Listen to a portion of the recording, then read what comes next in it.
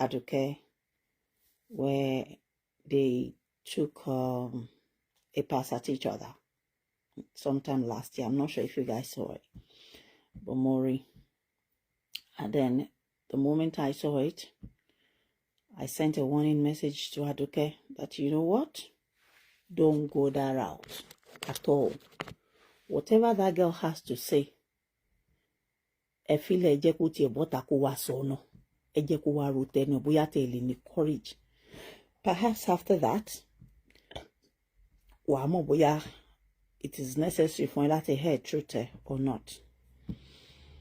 You see, based on the information I have as a person, direct information, like I said in my last this thing chat, I stated categorically but I know people that know him so well, and I have known him for so long. And before I know him, I know his dad. Shebi Oma Papa Road. Shebi Kiloruko Adugbo Tatemari Popse Tele La Parod ko jìnnà sílé àwọn Bimbo Thomas náà lórí títì yẹn ńbẹ̀. Ibi ọgbà ẹlẹ́fọ̀, yes. Ibi ọgbà ẹlẹ́fọ̀. Ibẹ̀ yẹn, area yẹn, if you agree with me, lẹ́yìn court yẹn. I think that's where he used to live before. Oma Papa Road tẹ̀lé mi. She Botanical Garden kono man pe beni. Whoever that is familiar with our Papa Road. She de kola man pe ni Botanical Garden. I think it's called Botanical Garden. Ni bi ogba elefo yen. Anybody to ba go me so. Baba ije baba te pe láti gba ta wà ní kékeré. Tati mo won gba won baba Nollywood yi. You know, I lived in their area, so I know a lot about them. Ati Tebi, thank you so much. Just arena, but I think they call that place Botanical Garden as well. Ibi ati Tebi yenye, uda kwebe no man kwe ni Botanical Garden. I would like to believe so. Then ibi ogba elefo, ibi no la man kwe ogba elefo ati Tebi. No, Auntie Stella, not that one. Sherry Billy have been bottom of Swallow Titili Oloke bi meji metaba. You know, it's my area. I lived in Yagon, Olokodana Abulinla Junction. You know, there's Abulinla Junction, there's Abulinla bus stop. So both Abulinla Junction and bus stop can lead to my own house. Brickfield, Ogungo. Yes, it is Botanical Garden. So I'm one baba and lati beyin. Even the Alaja Ejide gbogbo won.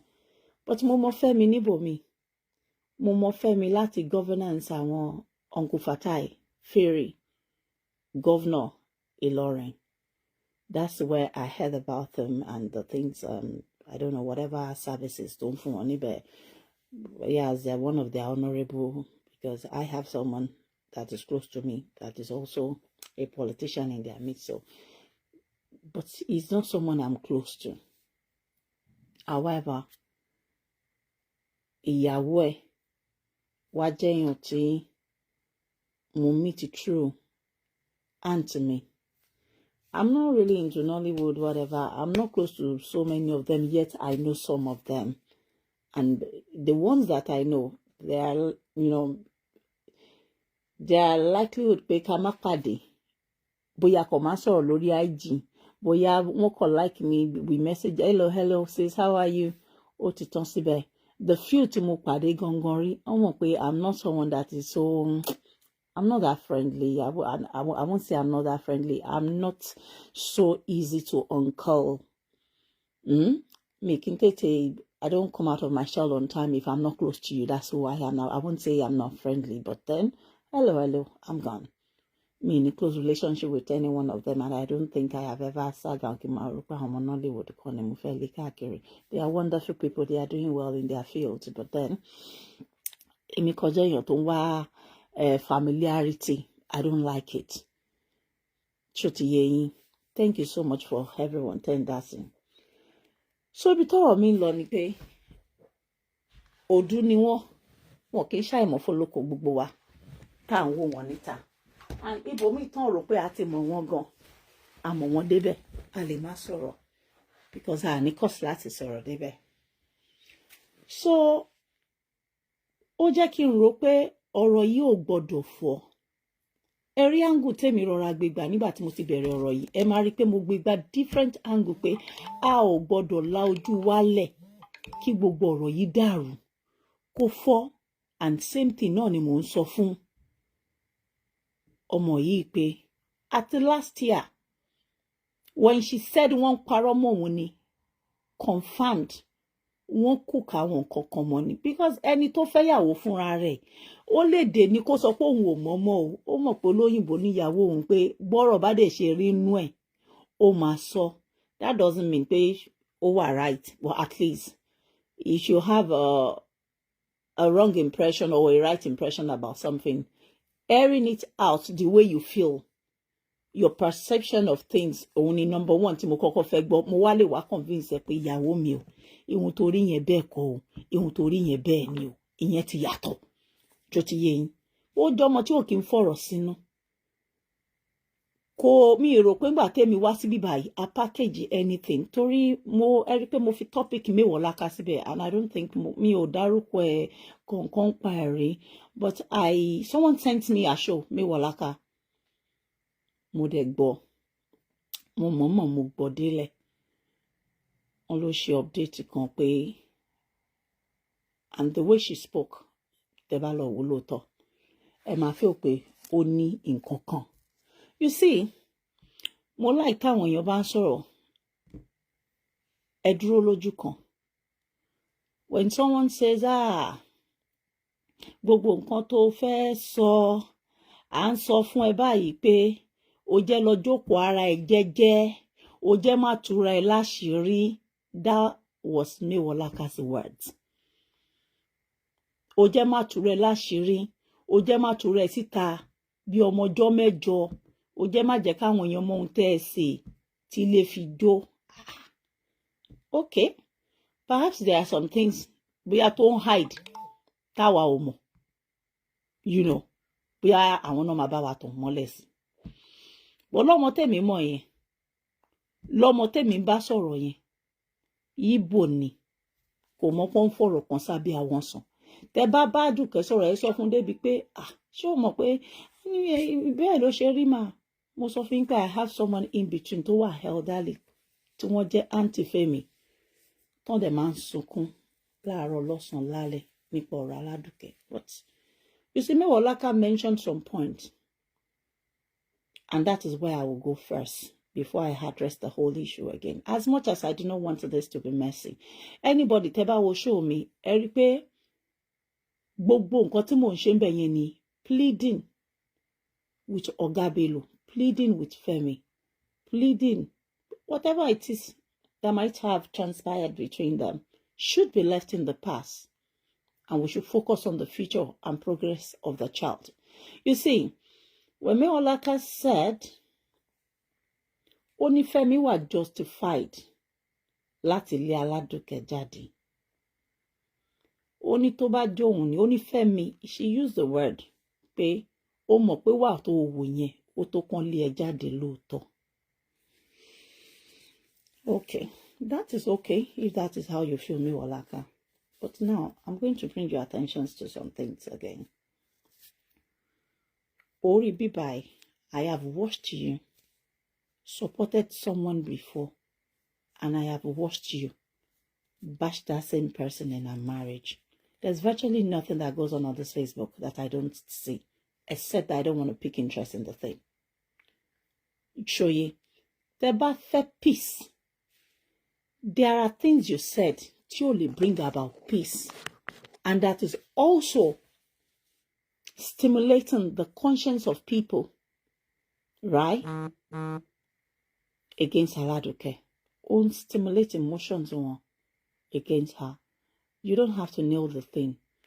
And ìgbà tí gbogbo ọ̀rọ̀ yín lọ, kò sẹ́nikẹ́ni tó mọ̀.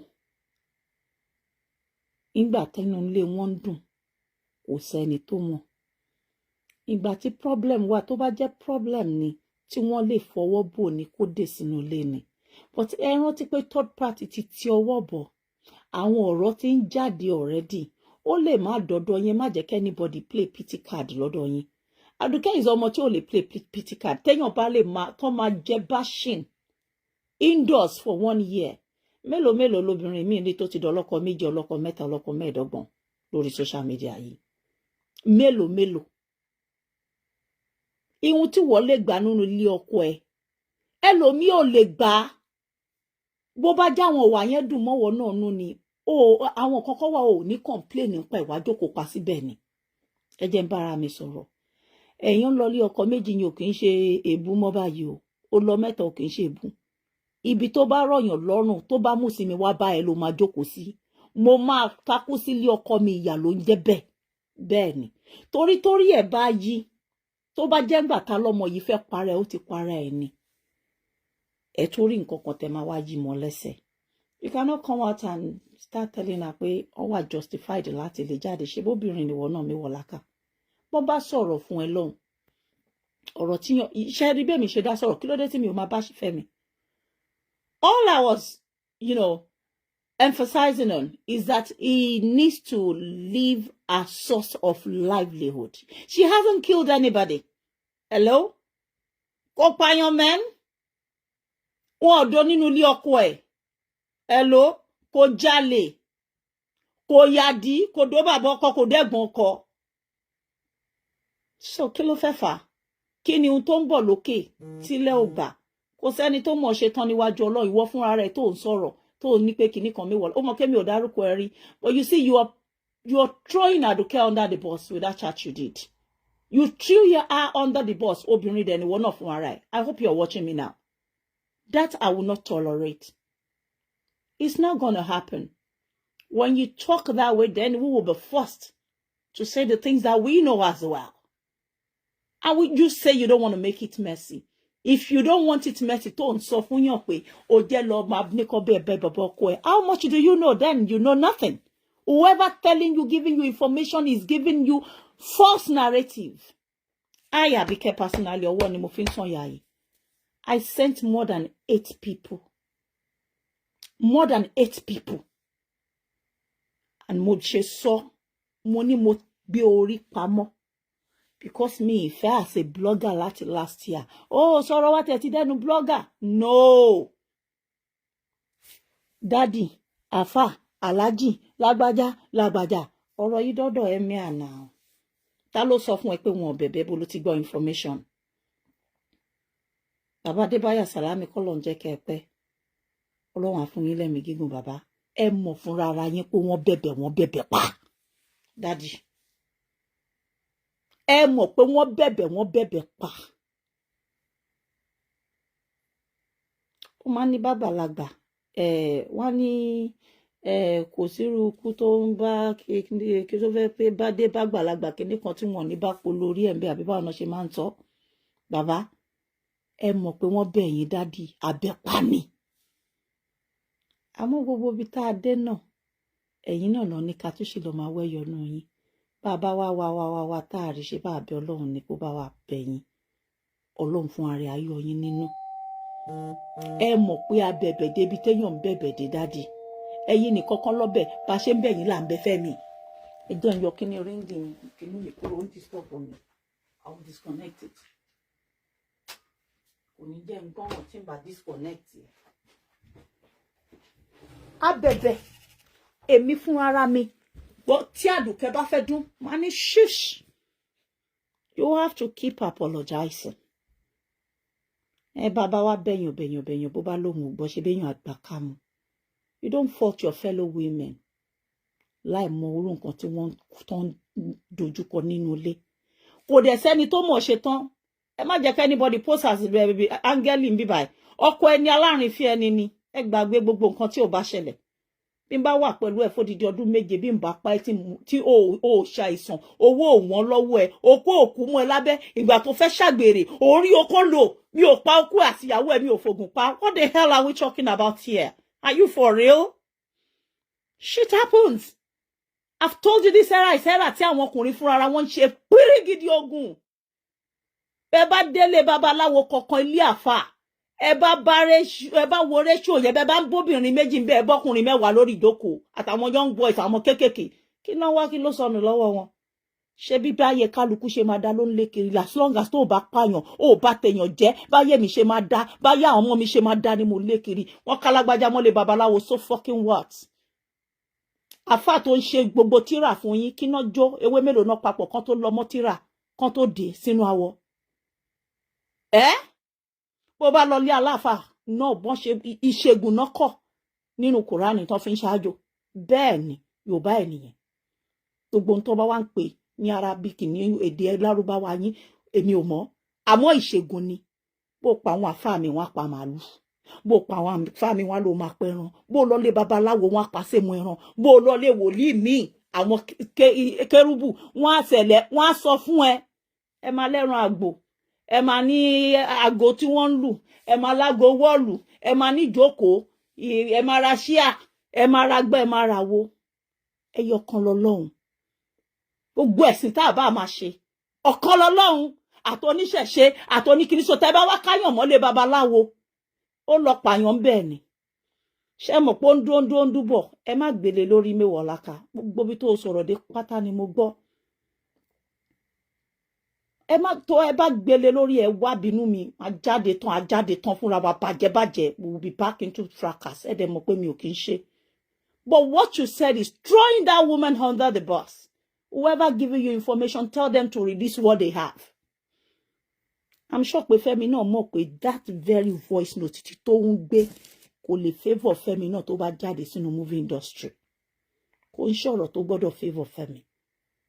Á dá wàhálà lẹ́nu movie industry. Yes, ìyàwó ẹ̀ ló sọ. Bó bá sọ tán kí ló máa sọ wọ́n níyàwó ẹ̀ ò lè rí tó nǹkan tó ṣe. Àwa ò dẹ̀ gbọ́dọ̀ bàjẹ́ débẹ̀ nǹkan ò gbọ́dọ̀ bàjẹ́ débẹ̀. So this is not about mo fẹ́ lọ pa anybody. Ṣó fẹ́ gbọ́ mo ní mo cite example ni kò ń ṣe pé ó fẹ́ pààyàn ìyàwó ẹni ló ń ràṣírí ẹni ló ń rí ní tán òun náà jọ ń gbélé bíjà bá wá délẹ̀ téèyàn kan lọ tì í tó bá wá sọ àwọn nǹkan kan tí kò dẹ̀ yẹ kó sọ tèmi gan bá a wí ṣé báàrin òun àtọkọ ẹ̀ níta ló sọ pé kí wọ́n rìkọ́ọ̀dù ẹ̀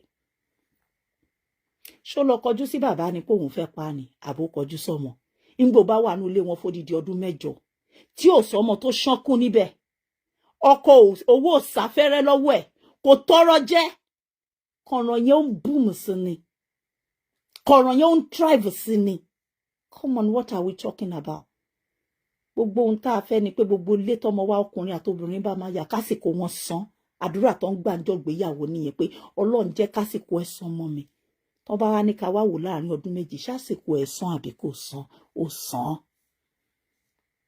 Fẹ́mi ò kì í ṣe bébì àgbà ọ̀jẹ̀ ni bàbá ẹ̀ bọ̀ lọ́wọ́ àgbàlagbà ni ẹni tó mọ̀ rìn nínú ayé ni òun fún ara ẹ̀ tẹ́ bá fẹ́ gbọ́ lé ni ẹ gbàgbé ọ̀rọ̀ àfà yes ẹ gbàgbé ọ̀rọ̀ lágbájá kan mùsùlùmí bóbìnrin bá fẹ́ ṣèkà fún ọmọ bí tó máa rìn sí fún ara ẹ̀ ó mọ àwọn tó máa lọ fẹjọ́ ẹ̀sùn eléyìí sọ ó kọ ẹ jẹ́ ká gbà pé ṣù tọwọ́ bọ̀rọ̀ wọn ni anybody ẹ má throw anybody under the bus ẹ má throw anybody àwa náà lè sọ pé báyìí bọ̀ síbẹ̀ mo mú ẹnu ọmọ yẹn mo ń lọ pé ó gbọ́dọ̀ bú ọkọ ẹ̀ tó bá post nǹkan out of anger àwa la máa sọ pé wọ́n lọ post nǹkan báyìí lọ yọ gbogbo ẹ̀ wálẹ̀ pátá that is to tell you pé mental sign don't play out. Yeah, maybe you don't know. When a woman wakes up in the middle of the night and she just started writing something, or so o fair play kinikan, because o ti go mental. You may not see her, you people may not know. The people that talks to her when she talks, you will know when continue she omoye. Her mental state is bashed so bad. What did she do? Show pààyàn ni. Show jowo ni. No, ẹ sọ fún mi.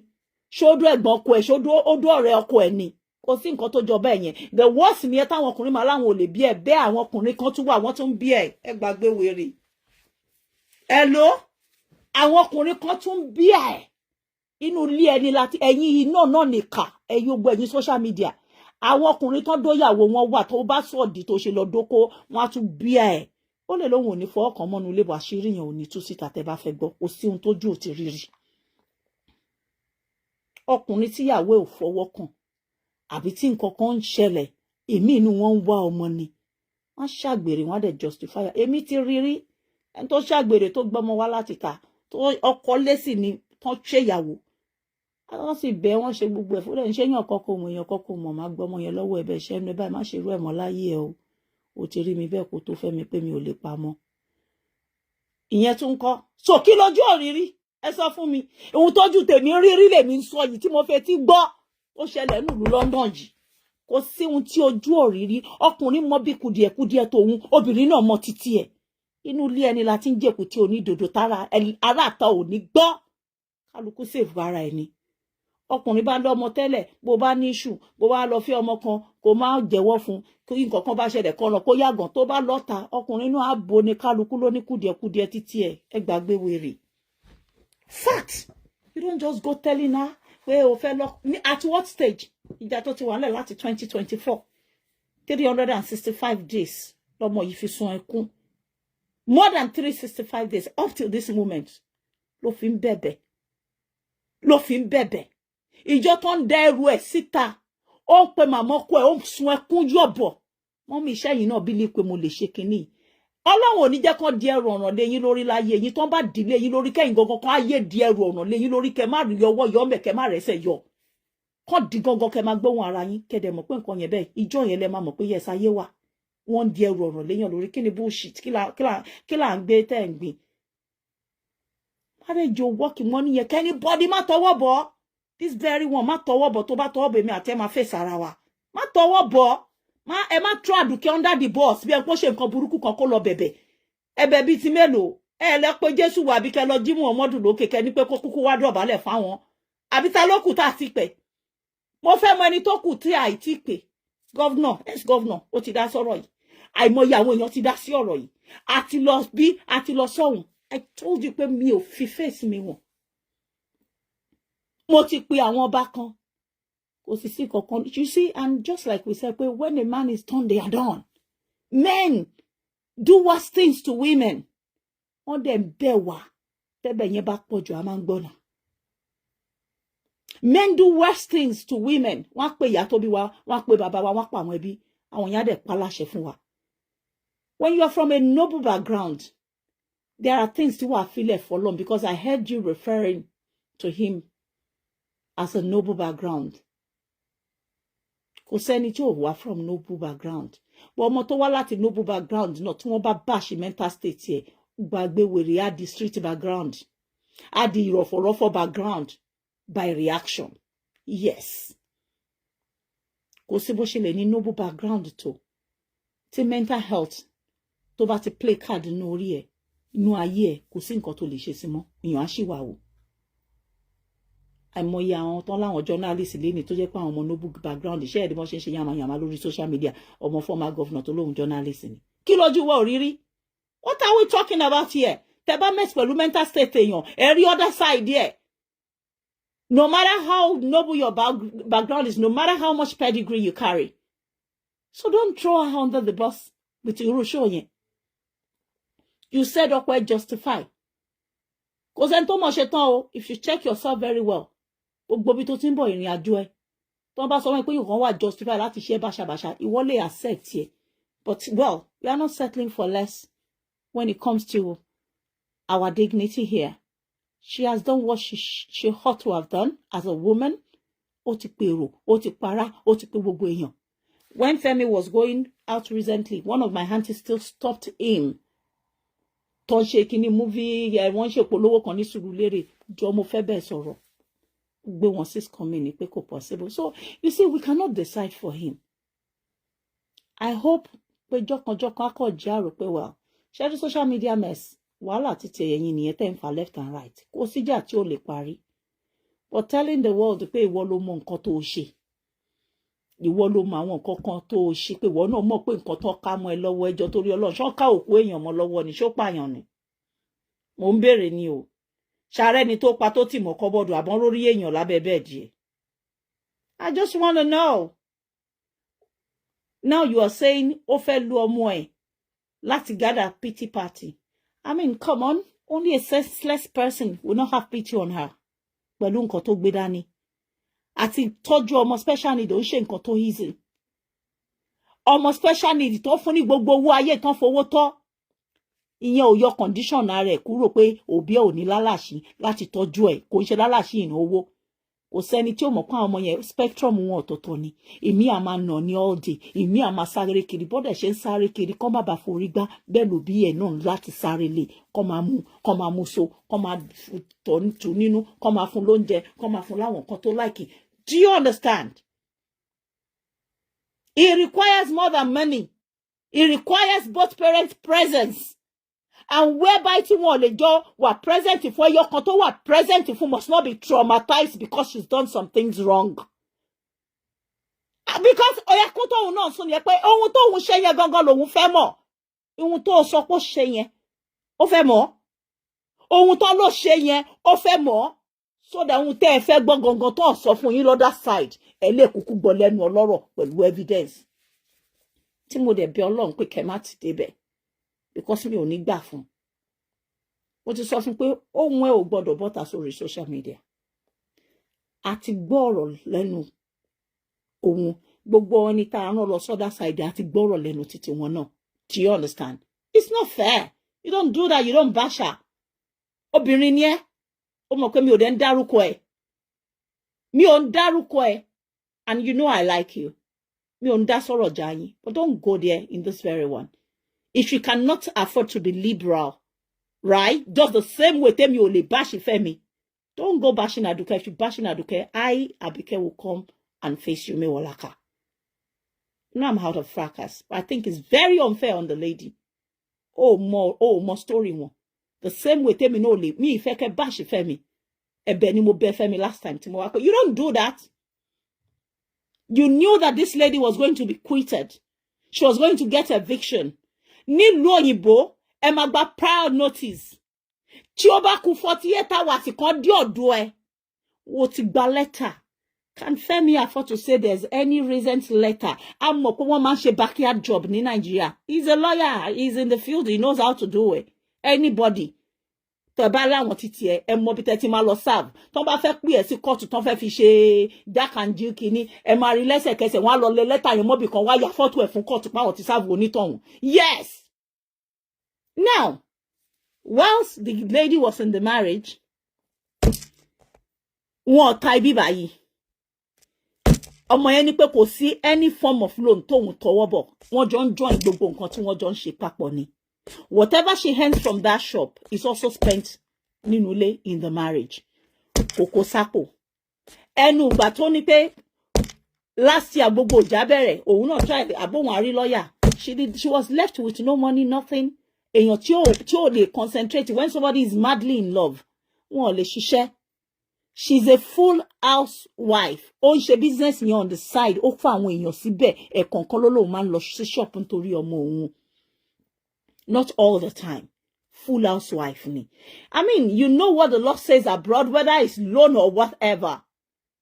Prenup, what ẹjọ́ ẹ bá mi kọ́ ṣe prenup àbí kí náà pé tẹ́ bá tó bá jẹ́ pé wá fẹ́ for finally.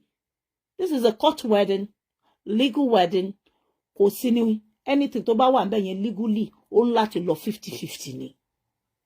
But this girl doesn't even want that from her husband. Mi ò gbọ́ rẹ́rìn. Ó lóun fẹ́ kí ọkọ òun máa travel kó rówó fi ṣe àwọn movie. She was there for him. She supported him in all the movie. Femi ò bọ́ta sọ fún yín pé ó ṣèkà fóun. So whatever tẹ́ bá ń try láti throw out there láti make ọmọ yìí feel bad. Tí gbọ́ ọ̀rọ̀. She's not afraid to talk. But whatever that will put her husband in bad light, kódà. Òun ni mo ṣe àṣẹ ń clip ẹ̀ prenuptial. Thank you. Yes, kí ni prenup yẹn? Ẹ mọ̀ bó ṣe máa lọ bí báyìí. So báwo lẹ ṣe máa ní pé èèyàn tó wà ní court wedding pẹ̀lú èèyàn ò sọ pé ò ṣe mọ́ and ẹ serve letter ní March 2025. Court ò tí hold. Àmọ́ bẹ́ ṣe máa ṣe back job in Nigeria. Tẹ́ bá ti live separately, which is what I believe he was working towards. Tẹ́ bá ti live separately after 2 years, the marriage will be automatically dissolved. However, he is trying to fling out all the property she could lay right to as his partner. Ó try láti mú gbogbo property yẹn pé wọ́n lọ. That was not the only property he has, based on what the wife said. How come he did not use the rest of his landed property for loan? Why the one tí ó jẹ́ pé ìyàwó ẹ̀ ń gbé nínú ẹ̀ as far as I'm concerned, as of this day, she is still his legal wife. That is a matrimonial home. Nobody will make themselves homeless by using where they lay their head, their habitual residence, as a loan, only for them to be thrown out. No sensible person would do that. And knowing that they have a child that has special needs. At last week, ọmọ yẹn ò tí lọ sí school till bá ṣe ń sọ yìí. His uniform, ṣé ọmọ tí wọ́n try gbogbo possible wọn fún pé kó lè develop verbally gbogbo ẹ̀ kí kó lè progress. Ṣé òun ló yẹ kó wà out of school, locked up in one Airbnb? Is that fair? When I spoke here the last time, ọmọ yẹn ọmọ tó dáa ni mò ń sọ fún yín bíbá pé ó sọ pé ọkọ dáadáa ni Fẹ́mi.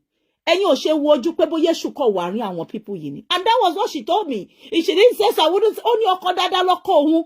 Ó ló dẹ̀ máa ń tọ́jú ọmọ òun. Ṣé fẹ́ kẹ́mi bá yín parọ́ bẹ́ẹ̀ yín ṣe máa ń parọ́ ni? Ẹ fẹ́ kẹ́mi sọ nǹkan tí ò sọ.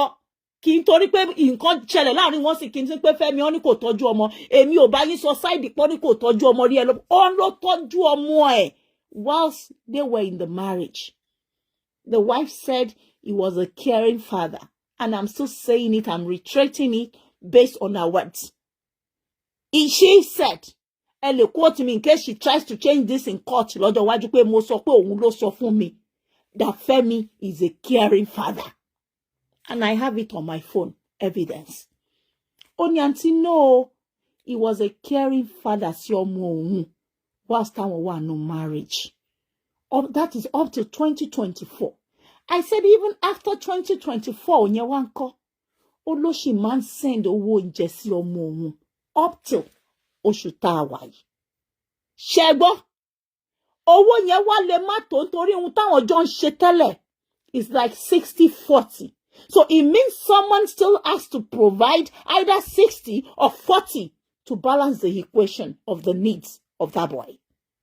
So if she is now out of job, either she's the one providing the 60 or the 40. Where does she get it if she doesn't work? That is the need of that boy alone, of that child. So yes, she acknowledged that he is a wonderful father. He's trying his best. But lati shawon kokon as ye lati balance of lati support oko. So kí ló dé tá fẹ́ bàjẹ́ tá fẹ́ tọwọ́ bọ̀? Ṣé kèmi sọ nǹkan tí ó sọ fún mi ńsìn? Tó bá jẹ́ ọmọ burúkú ni àparọ́ mọ́kọ ẹ̀ náà. A ní pé àǹtí Àbíkẹ́ kò tọ́jú ọmọ, ó àbánú. Kò sọ̀rọ̀ pé ó fìyà jẹ ọmọ ẹ̀. Kò sọ rárá nínú ọ̀rọ̀. So ẹ gbàgbé ọ̀rọ̀ marriage. Ṣé rí marriage tẹ́tẹ́ ni? Ẹlòmíì ń jẹ́ díẹ̀, ẹlòmíì ò jẹ́. Wo wọ́n ti Ọlọ́run bẹ́ẹ̀ ṣe fún ara ẹ o máa sọ pé o marry for the 40th time or the 3rd time. Meanwhile, àwọn kan wà wọn marry rí Mewolaka, wọn ò lè rọ́kọ di bá ṣe sọ ìkò dẹ́ ṣe pé wọ́n ti use wọn bí kankan àgbébò adìyẹ or àlòkù anybody ni wọn. Wọn ò sì rí bí gbà. Kò dẹ́ ṣe pé wọn ò mọ́ṣe jù wọ́n lọ. Bá ṣe kọ́ nìyẹn. Ẹlòmíì bó ṣe ń kọ̀ọ̀kan ló máa rí mi. Ẹlòmíì ò sì lọ lé ọkọ rí àṣìyànda fún. Títóbi Ọlọ́run nìyẹn nú ayé wa. So èmi ò ń condemn èèyàn kan. Do you understand? I'm not going to say what she did not tell me. All she wants back is a shop, a source of livelihood, where she can be earning money to look after herself. If she sold any land, ilẹ̀ kan tó sọ pé òun lòun ra ibẹ̀ yẹn fúnra rẹ̀ òun. Kódà kó jẹ́ Fẹ́mi gan ló bá rà fóun, ó lóun àtà náà nítorí gbogbo last year it was tough, kò sówó oúnjẹ, kò sówó kankan gbà tó gbé kinní dé, kò sówó tó fẹ́ fi gba lọ́ọ̀yà kò sí. Ṣé bọ́wọ́ ló máa lo ẹni tó pèèyàn lọ́jọ́ tó dẹ̀ mọ̀ pé mi ò deserve irú ẹ̀. Tí ò dẹ̀ ṣiṣẹ́ mọ́. So dẹ̀ lóhun nílẹ̀ bóyá quarter land bí ilẹ̀ quarter plot dẹ̀ ni bí half a plot half yẹn náà quarter a plot. Àwọn orí nǹkan táwọn fẹ́ fi ṣe ó ti boss acquisition ẹni tó lọ kọ́ nǹkan sí punch. It's all lies. Ó dẹ̀ dárúkọ àwọn kan bóyá tí Poppy àbí kí ló pé àti bàbá Déndé kan fóun kan bá fóun kan bá fóun kan bá ìgbà báyìí. Ó là ó fi ra wọn. Kò ń ṣọmọ torí mo máa sọ pé torí tó bá parọ́. Ìjọ tí n bá mọ̀ tọ́ èmi tó ń sọ fún yìí náà ni mo máa padà tí wá tú ẹ níta ń bí báyìí. That is who I am. And that's why I'm not bashing the husband as well. But how can you be bashing a woman that is going through mental torture as we speak? She's not just mental torture. Ó ti ń go through serious mental health. Gbogbo n tó bá sọ lásìkò jà yìí, ọ̀rọ̀ tán gbọ́dọ̀ máa láforíjì ni pé òun kọ́ ló ń hùwà. because before now ọkọ ògbé bọ́tà ń bì kankan pé ìyàwó burúkú ni wọ́n máa ń take it, they are always doing lovey-dovey wọ́n máa ń jọ wà lovey-dovey nínú fọ́tò ọ̀rọ̀ tán sọ pé ó wá sáìdì Fẹ́mi Adébáyọ̀ ń bíbà yìí nígbà tó yóò wọn àtàdùkẹ́jà ṣé kò ń ṣe àbí kí náà porúkọ gán yẹn Dayọ̀ ṣé kò ń ṣe pé ó fẹ́ràn ọkọ ẹ̀ ló ṣe bọ́tà lọ́rọ̀ pé ẹ̀dàdẹ́ ò lè jà mọ́ lọ anybody ẹ̀ lè fault ẹ̀ fún anybody can do anything for love. I have done same here before. Yes, anybody can do anything for love láti protect nǹkan èèyàn. There's no big deal in that. Ìjà ló dé lórí dòwe. Right now ọmọ yẹn wà mentally drained. Ó wà psychologically drained. Ó wà emotionally drained. How can èèyàn tó ti wà nínú odidi ilé ẹ̀ gbogbo ohun tó ọmọ yẹn máa lò for his health progress ó ní gbogbo ẹ̀ làwọn ti install sínú ilé yẹn. They got thrown out. What is the job of a man if you cannot protect your family? I want to ask you something. Regardless of nǹkan tóbìnrin ò bá ṣe, kí ni iṣẹ́ ọkùnrin tó lè protect ọmọ ẹ̀ kó lè fi pìtàn lọ́jọ́ iwájú pé even in the face of challenges o nígbà báyìí o tó fẹ́ lé pé I had to go and take another loan and another loan or whatever láti rí pé wọn ò gba ilé lórí ọmọ mi. How can odidi ọmọ ẹ̀ be sleeping in the hotel? Kò sẹ́ni tí ò mọ bí Nigerian men ṣe máa ń discipline obìnrin tó bá jẹ́ pé àwọn náà fún ẹ ní nǹkan. So I'm not stupid. We are not gullible. The women watching this not to pass through nǹkan báyìí wọ́n mọ nǹkan tó ń ṣẹlẹ̀. But let's say òun ló ní nǹkan ẹ̀ òun ló fling nǹkan ẹ̀. There's nothing like òun ló ní nǹkan ẹ̀ nínú marriage nínú court wedding. Àwọn náà ní nǹkan wọn ni. One chose to be a housewife, taking care of the home front, and one chose to be on the field. In abroad, obìnrin gbà mí náà ló máa wà on the field, while the other one takes care of the home front. And at the end of the day, the one that does not leave the house is still entitled to whatever they tó wà on the field Ramuwale 50-50. That's what the law says. And I believe it is the same in Nigeria. Tí wọ́n bá ṣe back job pẹ̀lú ẹ̀. But our Nigerian men máa ń feel pa wọn smart. So now the court kìíní ò tiẹ̀ tí hold ẹ̀ ti sáré lọ fling gbogbo property. Not because he's in need. Is he? Tell me. Fún ara ẹ̀ ló sọ pé àwọn over make profit lórí jagunjagun. Lórí 7 doors. Lórí oníkan tó kọ́kọ́ ṣe àjàkáyà àbí kí wọ́n pè náà agẹṣinkólé or something. They made profit, whatever that profit is. Ó yẹ kán fi offset loan. Di gbèsè. We are not stupid. We should ask for what. Even court abẹ́rẹ́. Court abẹ́rẹ́. But ọmọ yẹn lòun ò fẹ́ bá ṣe anything court, anything tó bá fóun lòun fẹ́ gbà lọ́wọ́ ẹ̀mí ò gbọ́rú ẹ̀rì. Tó bá jẹ́ ọmọ tó fẹ́ jà dẹ́tì, á lòun fẹ́ ṣe court. She will ask for her right. It is actually her right. She's not ripping him in any way. It is her right. She's been home 7 years, 8 years. Òun nìkan, òun tọ́jú ọmọ, òun ṣe gbogbo ẹ̀. Ohun tí òfin sọ kọ́ ni ohun tẹ́ ń sọ yìí. But ẹ má jẹ́ ká lọ dára because she doesn't want to go there herself. Mi ò gbọ́rú ẹ̀rì. Ó lóun ò bá do anything 50-50 gbogbo ohun tó bá ní kó máa kó lọ bọ̀ kó má gbàjẹ́ lẹ́nu òun kó ṣàánú òun kó jọ kó má gbàjẹ́ lẹ́nu òun. Kó má gbàjẹ́ lẹ́nu òun. Ṣé fẹ́ kó ya wèrè ni? Kó lè yánlè. Kó lè fọ́kọ mi. Ọmọ tó gbé dání ò lè gbà láàyè. Kò sẹ́ni tó bá gbérú ọmọ bẹ́ẹ̀ dání Fẹ́mi kọ́ ló gbé dání náà. Òun ló ń gbé dání ọ̀dọ̀ ẹ̀ ló wà bá ṣe ń sọ̀rọ̀ yìí. Òun àti ẹnìkan náà wà nínú hòtẹ́ẹ̀lì. Òun ló ṣe fídíò tó ṣe yẹn. Tó bá jọkùnrin náà ló ń di ọmọ mọ́ra kóun náà lọ máa faṣẹ́ ní ohun tí kóòtù máa sọ fóun náà nìyẹn náà. Whilst you are on field, the other person tó yẹ kóun náà wà on field kó máa fi wá owó fún láìfẹ́. Ó dedicate ẹ̀ fún family. Ó ń ṣe oúnjẹ fún yín, ó ń tọ́jú ilé, ó make sure paṣọ ẹ mọ́, ó make sure kó káṣọ ẹ fún laundry, ó ń ṣe gbá, ó ń ṣàwo, ó bá ní o need advice, ẹjọ́ máa jókòó ni. Marriage goes beyond pé wọ́n make owó lásán àbí wọ́n dóra wọn. They plan everything together, the future. They support each other. One and two heads are better than one. Ọkọ mi fẹ́ ṣe project ó délé ó sọ fún mi. A lọ gbogbo costume, ó ní gbogbo costume nígbà mi tọkọ òun máa lò. Ó máa rán òun kó òun lọ ra àwọn míì. Òun máa tún gbé ọmọ lẹ̀, òun á tún sáré jàgbàjàgbà. All those contributions don't deserve good payoff if he doesn't want her anymore. But yet ó sọ pé òun ò fẹ́. She looked after him so well. Whoever tó bá sọ pé kíní kan kò ń ṣe ìyàwó tó dáa, wàhálà títí yín nìyẹn. kò sẹ́ni tó perfect àwọn náà láwọn ọmọ tó bí nínú ilé ẹ èyí tó jẹ́ kókò máa ń dákẹ́ oní gbọ́ngbọ́ngbọ́n yìí ni kó ṣe gbọ́ngbọ́ngbọ́n nínú ilé bó bá dé ilé ọkọ gbọ́ngbọ́n yẹn náà ló máa ṣe sí ọkọ àti bàbá ọkọ tẹ́ bá fẹ́ gbọ́ kó dé sí tẹ́ máa ṣe sí ṣe bọ́mọ yín rí bẹ́ẹ̀ yìí kọ́kọ́ ló wá rí lọ́dà sáìdì inú ìwà ẹ̀ náà tó tún láìkẹ́ ọmọ mi introvert ni ó lè délé àwọn ìyá ọkọ ìbàbá ọkọ ẹ àwa náà nígbà tá a kéré mu rántí àwọn àǹtí wa kan àwọn my grandma would tell my uncle's wives ṣé mi ló ń kúnlẹ̀ kí n dajì wọ́n á ṣẹ̀ṣẹ̀ wá àwọn èèyàn máa sọ kúnlẹ̀ kọ́ kí ìyá ọkọ ẹ wọ́n ò dẹ̀ ṣe lẹ́ṣẹ̀ ìgbà tẹ́mi náà dàgbà àwọn ọmọ yẹn ṣẹ̀ṣẹ̀ wá mú kúnlẹ̀ tán fún ìyálẹ́gbà lágbájá lọ bá sí kíṣìn kan sóúnjẹ ṣẹ́rí láyé jọ́hun ni kò sóbi kankan tó lọ ń tojú bọnú márèjì ọmọ ẹ̀ mọ́ the best way tó lè fi live peacefully in harmony òun ni kò bí step back. Gbogbo ẹ̀yin tẹ́ ń sọ pé Femi is doing kinní kan we have seen Femi in the social circle a lot of times.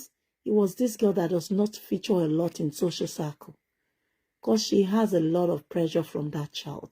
If not for anything, Mewolaka, think about that child pé tí wọ́n bá gbérú ẹ̀ dání tí ó wà ní irú situation yìí ṣé kò tó ẹ lásán lẹ́rù òun ni mo ṣe báyẹn náà wí mo lọ́lọ́run ti fún iṣẹ́ tó máa ṣe òun ṣọkùnrin kiri kò parọ́ gbogbo yẹn ò sínú bí iṣẹ́ tẹ́ bá ní kẹsẹ̀ máa bá àṣẹ fún pé ó ń ṣọkọ ẹ kàn ń go back ni àṣìṣe ò kọ́gbọ́n ẹlòmíì bó ṣe rí love and mo fẹ́ gbà láàyè pé mo fẹ́ bìlí pé ọkọ ẹ gbà láàyè ni ṣe rí ọkùnrin tí ó bá fẹ́ kán ṣóhun láti ilẹ̀ ló ti máa kọ̀ ẹ ló bó bá ń ṣọ kiri ọkọ gbà láàyè ni tẹ́ bá fẹ́ gbọ́ ìjọ tó o bá kọ́kọ́ wọlé ọdún tẹ́ ti ń dètì bọ̀ ó ti máa mọ ọkùnrin tó máa sọ pé hello láti lè wá treat ẹ pẹ̀lú freedom ẹ tó fẹ́ wàá wọnú bẹ̀ pẹ̀lú freedom ẹ mo ti léyàn kan lọ́wọ́ bẹ́ẹ̀ yẹn rí ó ẹ̀ ń bá àrí báyìí kó máa rún yàn kò sí èyí tó pè mí AbikeJagaban wé ni olómi ẹ̀ ló máa rẹ̀ does not mean pé àtúnṣe ní collabo at some point if I wish.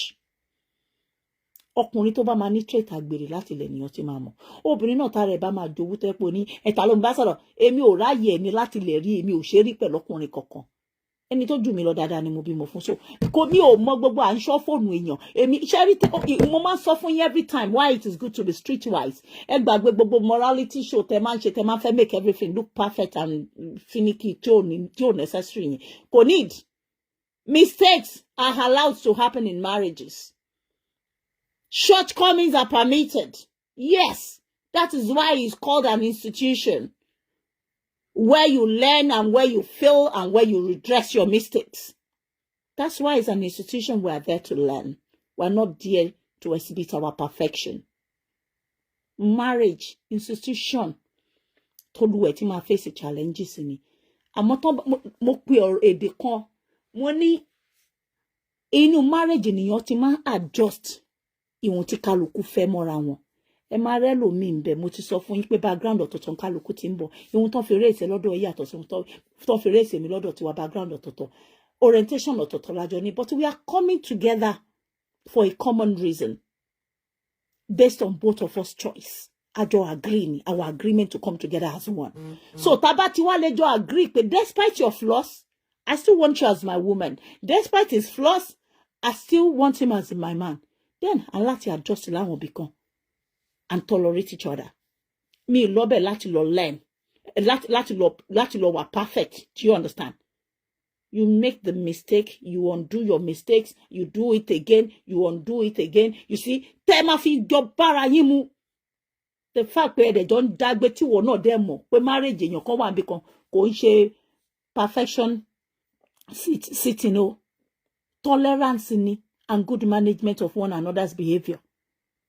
Ìyàwó mi ò like kó máa ṣe breakfast mo ti try kó work then mo pick breakfast mi fún ara mi àsọkọ but kí n tó dé lọ́sàn àtàlẹ́ ó ti ṣe yálàyẹ oúnjẹ dè mí sórí tó bá kọ́kọ́ wọlé ọkùnrin tó bá gba èèyàn láàyè láti bá yín tẹ́lú bọ̀ obìnrin ṣe máa jókòó tó máa lóhùn ò lè fix breakfast irú ẹ̀ ń ṣẹlẹ̀ dáadáa ẹ gbàgbé òṣì àwọn tẹ́rò pọ́n máa ṣe breakfast fáwa gan tún fún àwa náà a máa jẹun lórí bẹ́ẹ̀dì tán máa gbé oúnjẹ wá tán máa tún feed wa tó bá dé ta ló máa jọ yín lójú pé ó ti sọ dọdẹ ó ti sọ dìgbà òdání story òun ò ṣe mí dọdẹ ní orí kó sọ mí dọdẹ mo ń ṣe róò mi àsobìnrin òun náà dẹ̀ ń ṣe róò lẹ àsọkùnrin pampering me once in a while kò sí nǹkan kan tó jẹ́ big deal káyé má tọwọ́ bọ̀ náà ni kójú ẹ̀yin onírìkúrì má rí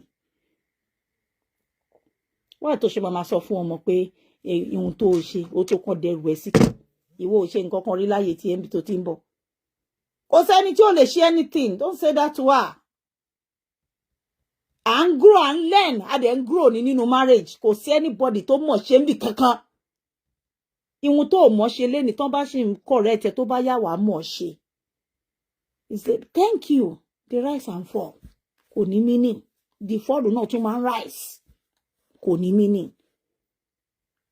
Wọ́n ti jọ agree nìyẹn. Ọmọ obìnrin ò agree. Ọkùnrin ló lóhun ò ṣe mọ́, obìnrin kọ́ ló lóhun ò ṣe mọ́. Bẹ́ẹ̀ kò ń ṣe pọ́kùnrin ò ṣe.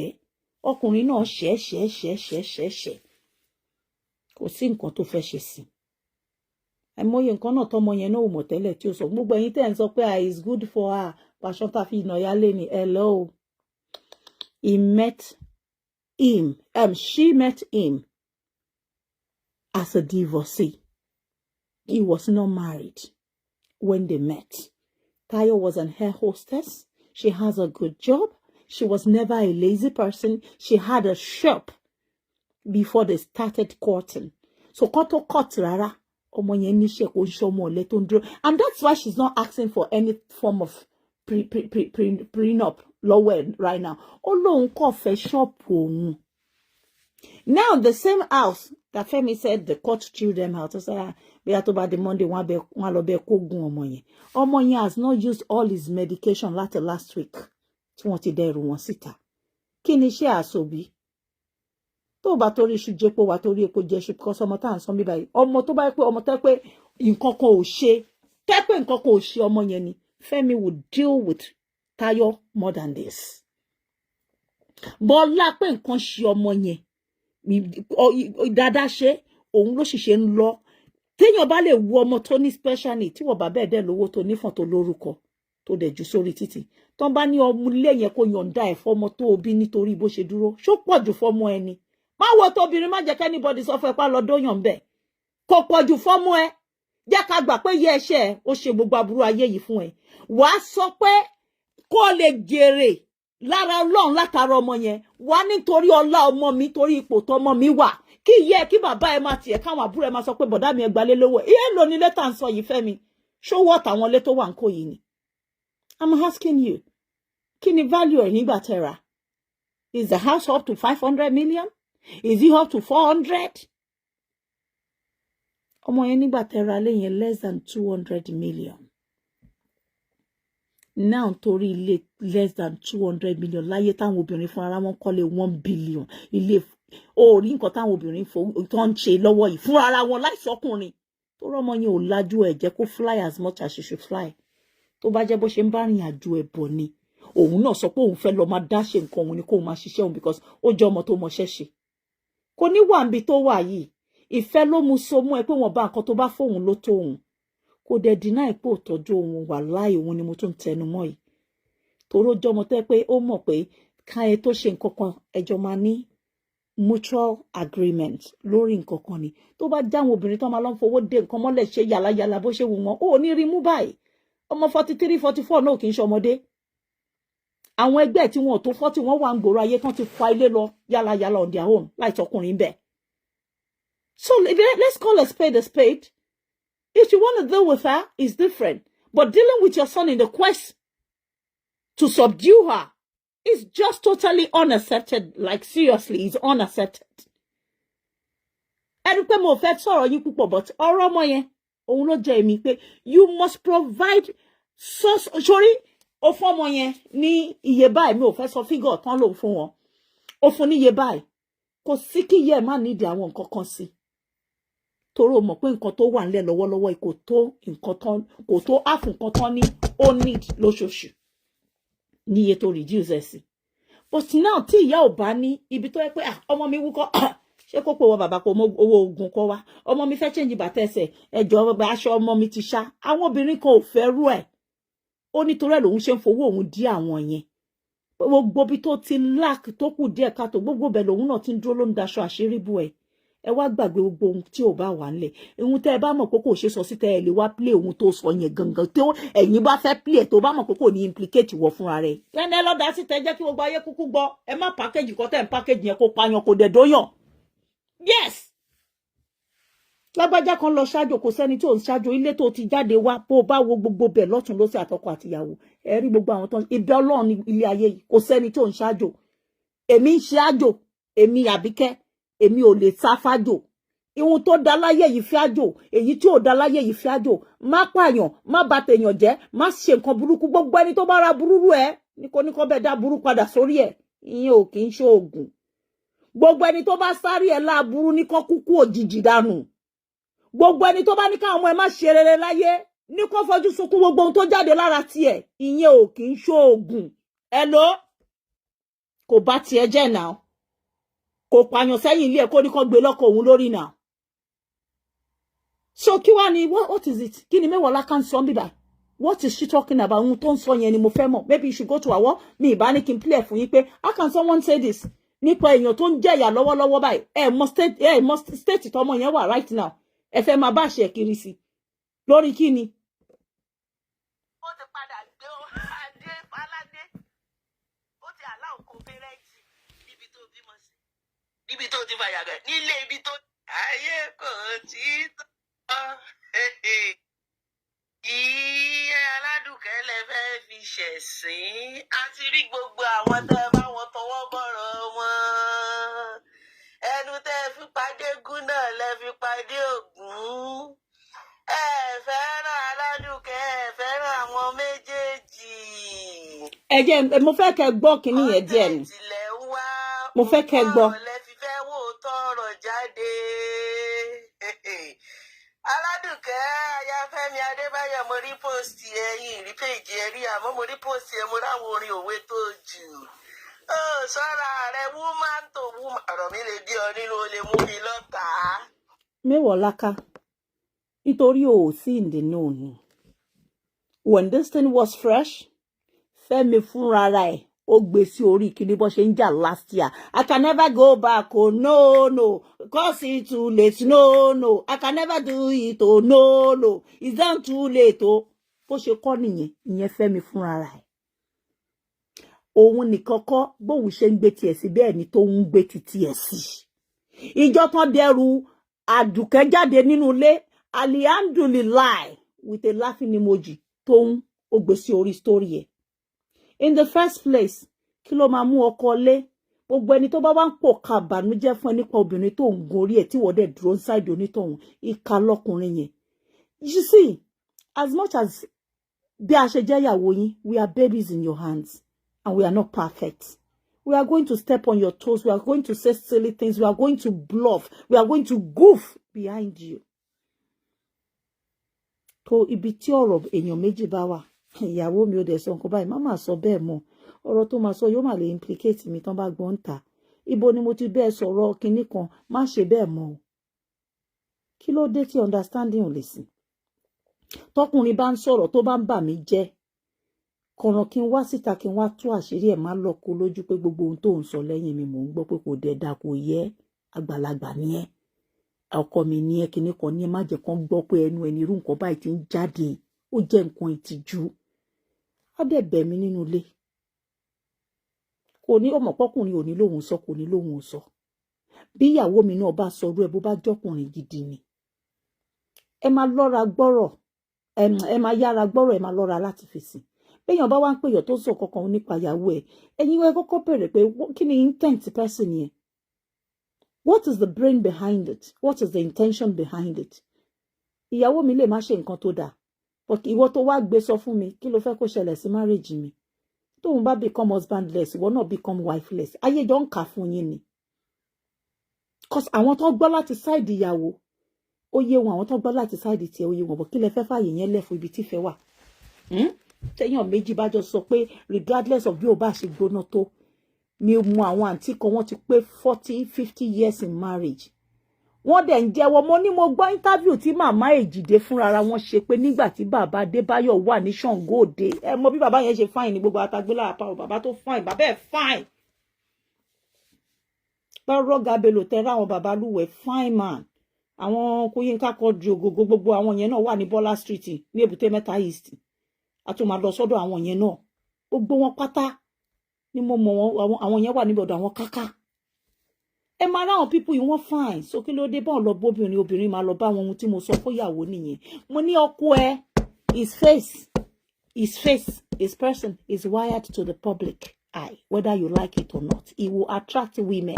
If women does not attract him, he will attract women. Àwọn ọkùnrin kan wà tí yàn bá ti fẹ́ wọn fún ara yín ẹ ti mọ̀ pé àwọn eléyìí ọkọ ayé ni wọ́n ó rí bẹ́ẹ̀ kó tó fẹ́ wọ́n ń ṣe me and my husband because still wẹ̀ ò bá dá ọ̀yàyà làwọn náà need láti ṣe láti rówó fi ṣayé níbi irú iṣẹ́ tán lọ gbà tó bá lọ́yàyà ta ló fẹ́ wo fíìmù wọn tó bá lọ́yàyà kan ní five face ta náà fẹ́ attract ìgbà mi it's not all about iṣẹ́ tán ṣe it's about their personality. A lot of people like Funke Akindele today because tó bá ń ṣe kí náà ti ń pè fún iṣẹ́ ẹ máa wo bó ṣe máa ń ṣe kí lẹ máa ń pè ẹjọ advert ẹ PR ẹ ó lè kú agbọ̀ndì aṣe oríṣiríṣi skits some are hilarious some are nice just ó mọ̀ ṣe so on láti fẹ́ yín wá ṣọ́yẹ̀ mọ́bìnrin bó bá rọ́pò ẹ tó ń lọ́mọ́yàn bí kan actor ní gbójú kúrò ń bẹ́ẹ̀ kíyàn máa wo kókó mọ́kùnrin jò dáa bó nígbà tó bá ti mọ lẹ́lẹ́yọ̀rọ̀ lọ wọ́n níyàn máa ń fàbọ̀ wá bẹ́ẹ̀dì yẹn ni ẹ ti sọ títí ẹ̀ fún nìyẹn then ọ̀gá ẹ jẹ́ ká sọ ti yín náà fún tó bá pé a fi gbé ń sìn yìí sí nǹkan ọ̀tọ̀ but ọ̀rọ̀ yìí ti ṣẹlẹ̀ tipẹ́ and she has turned a new leaf even before you left home.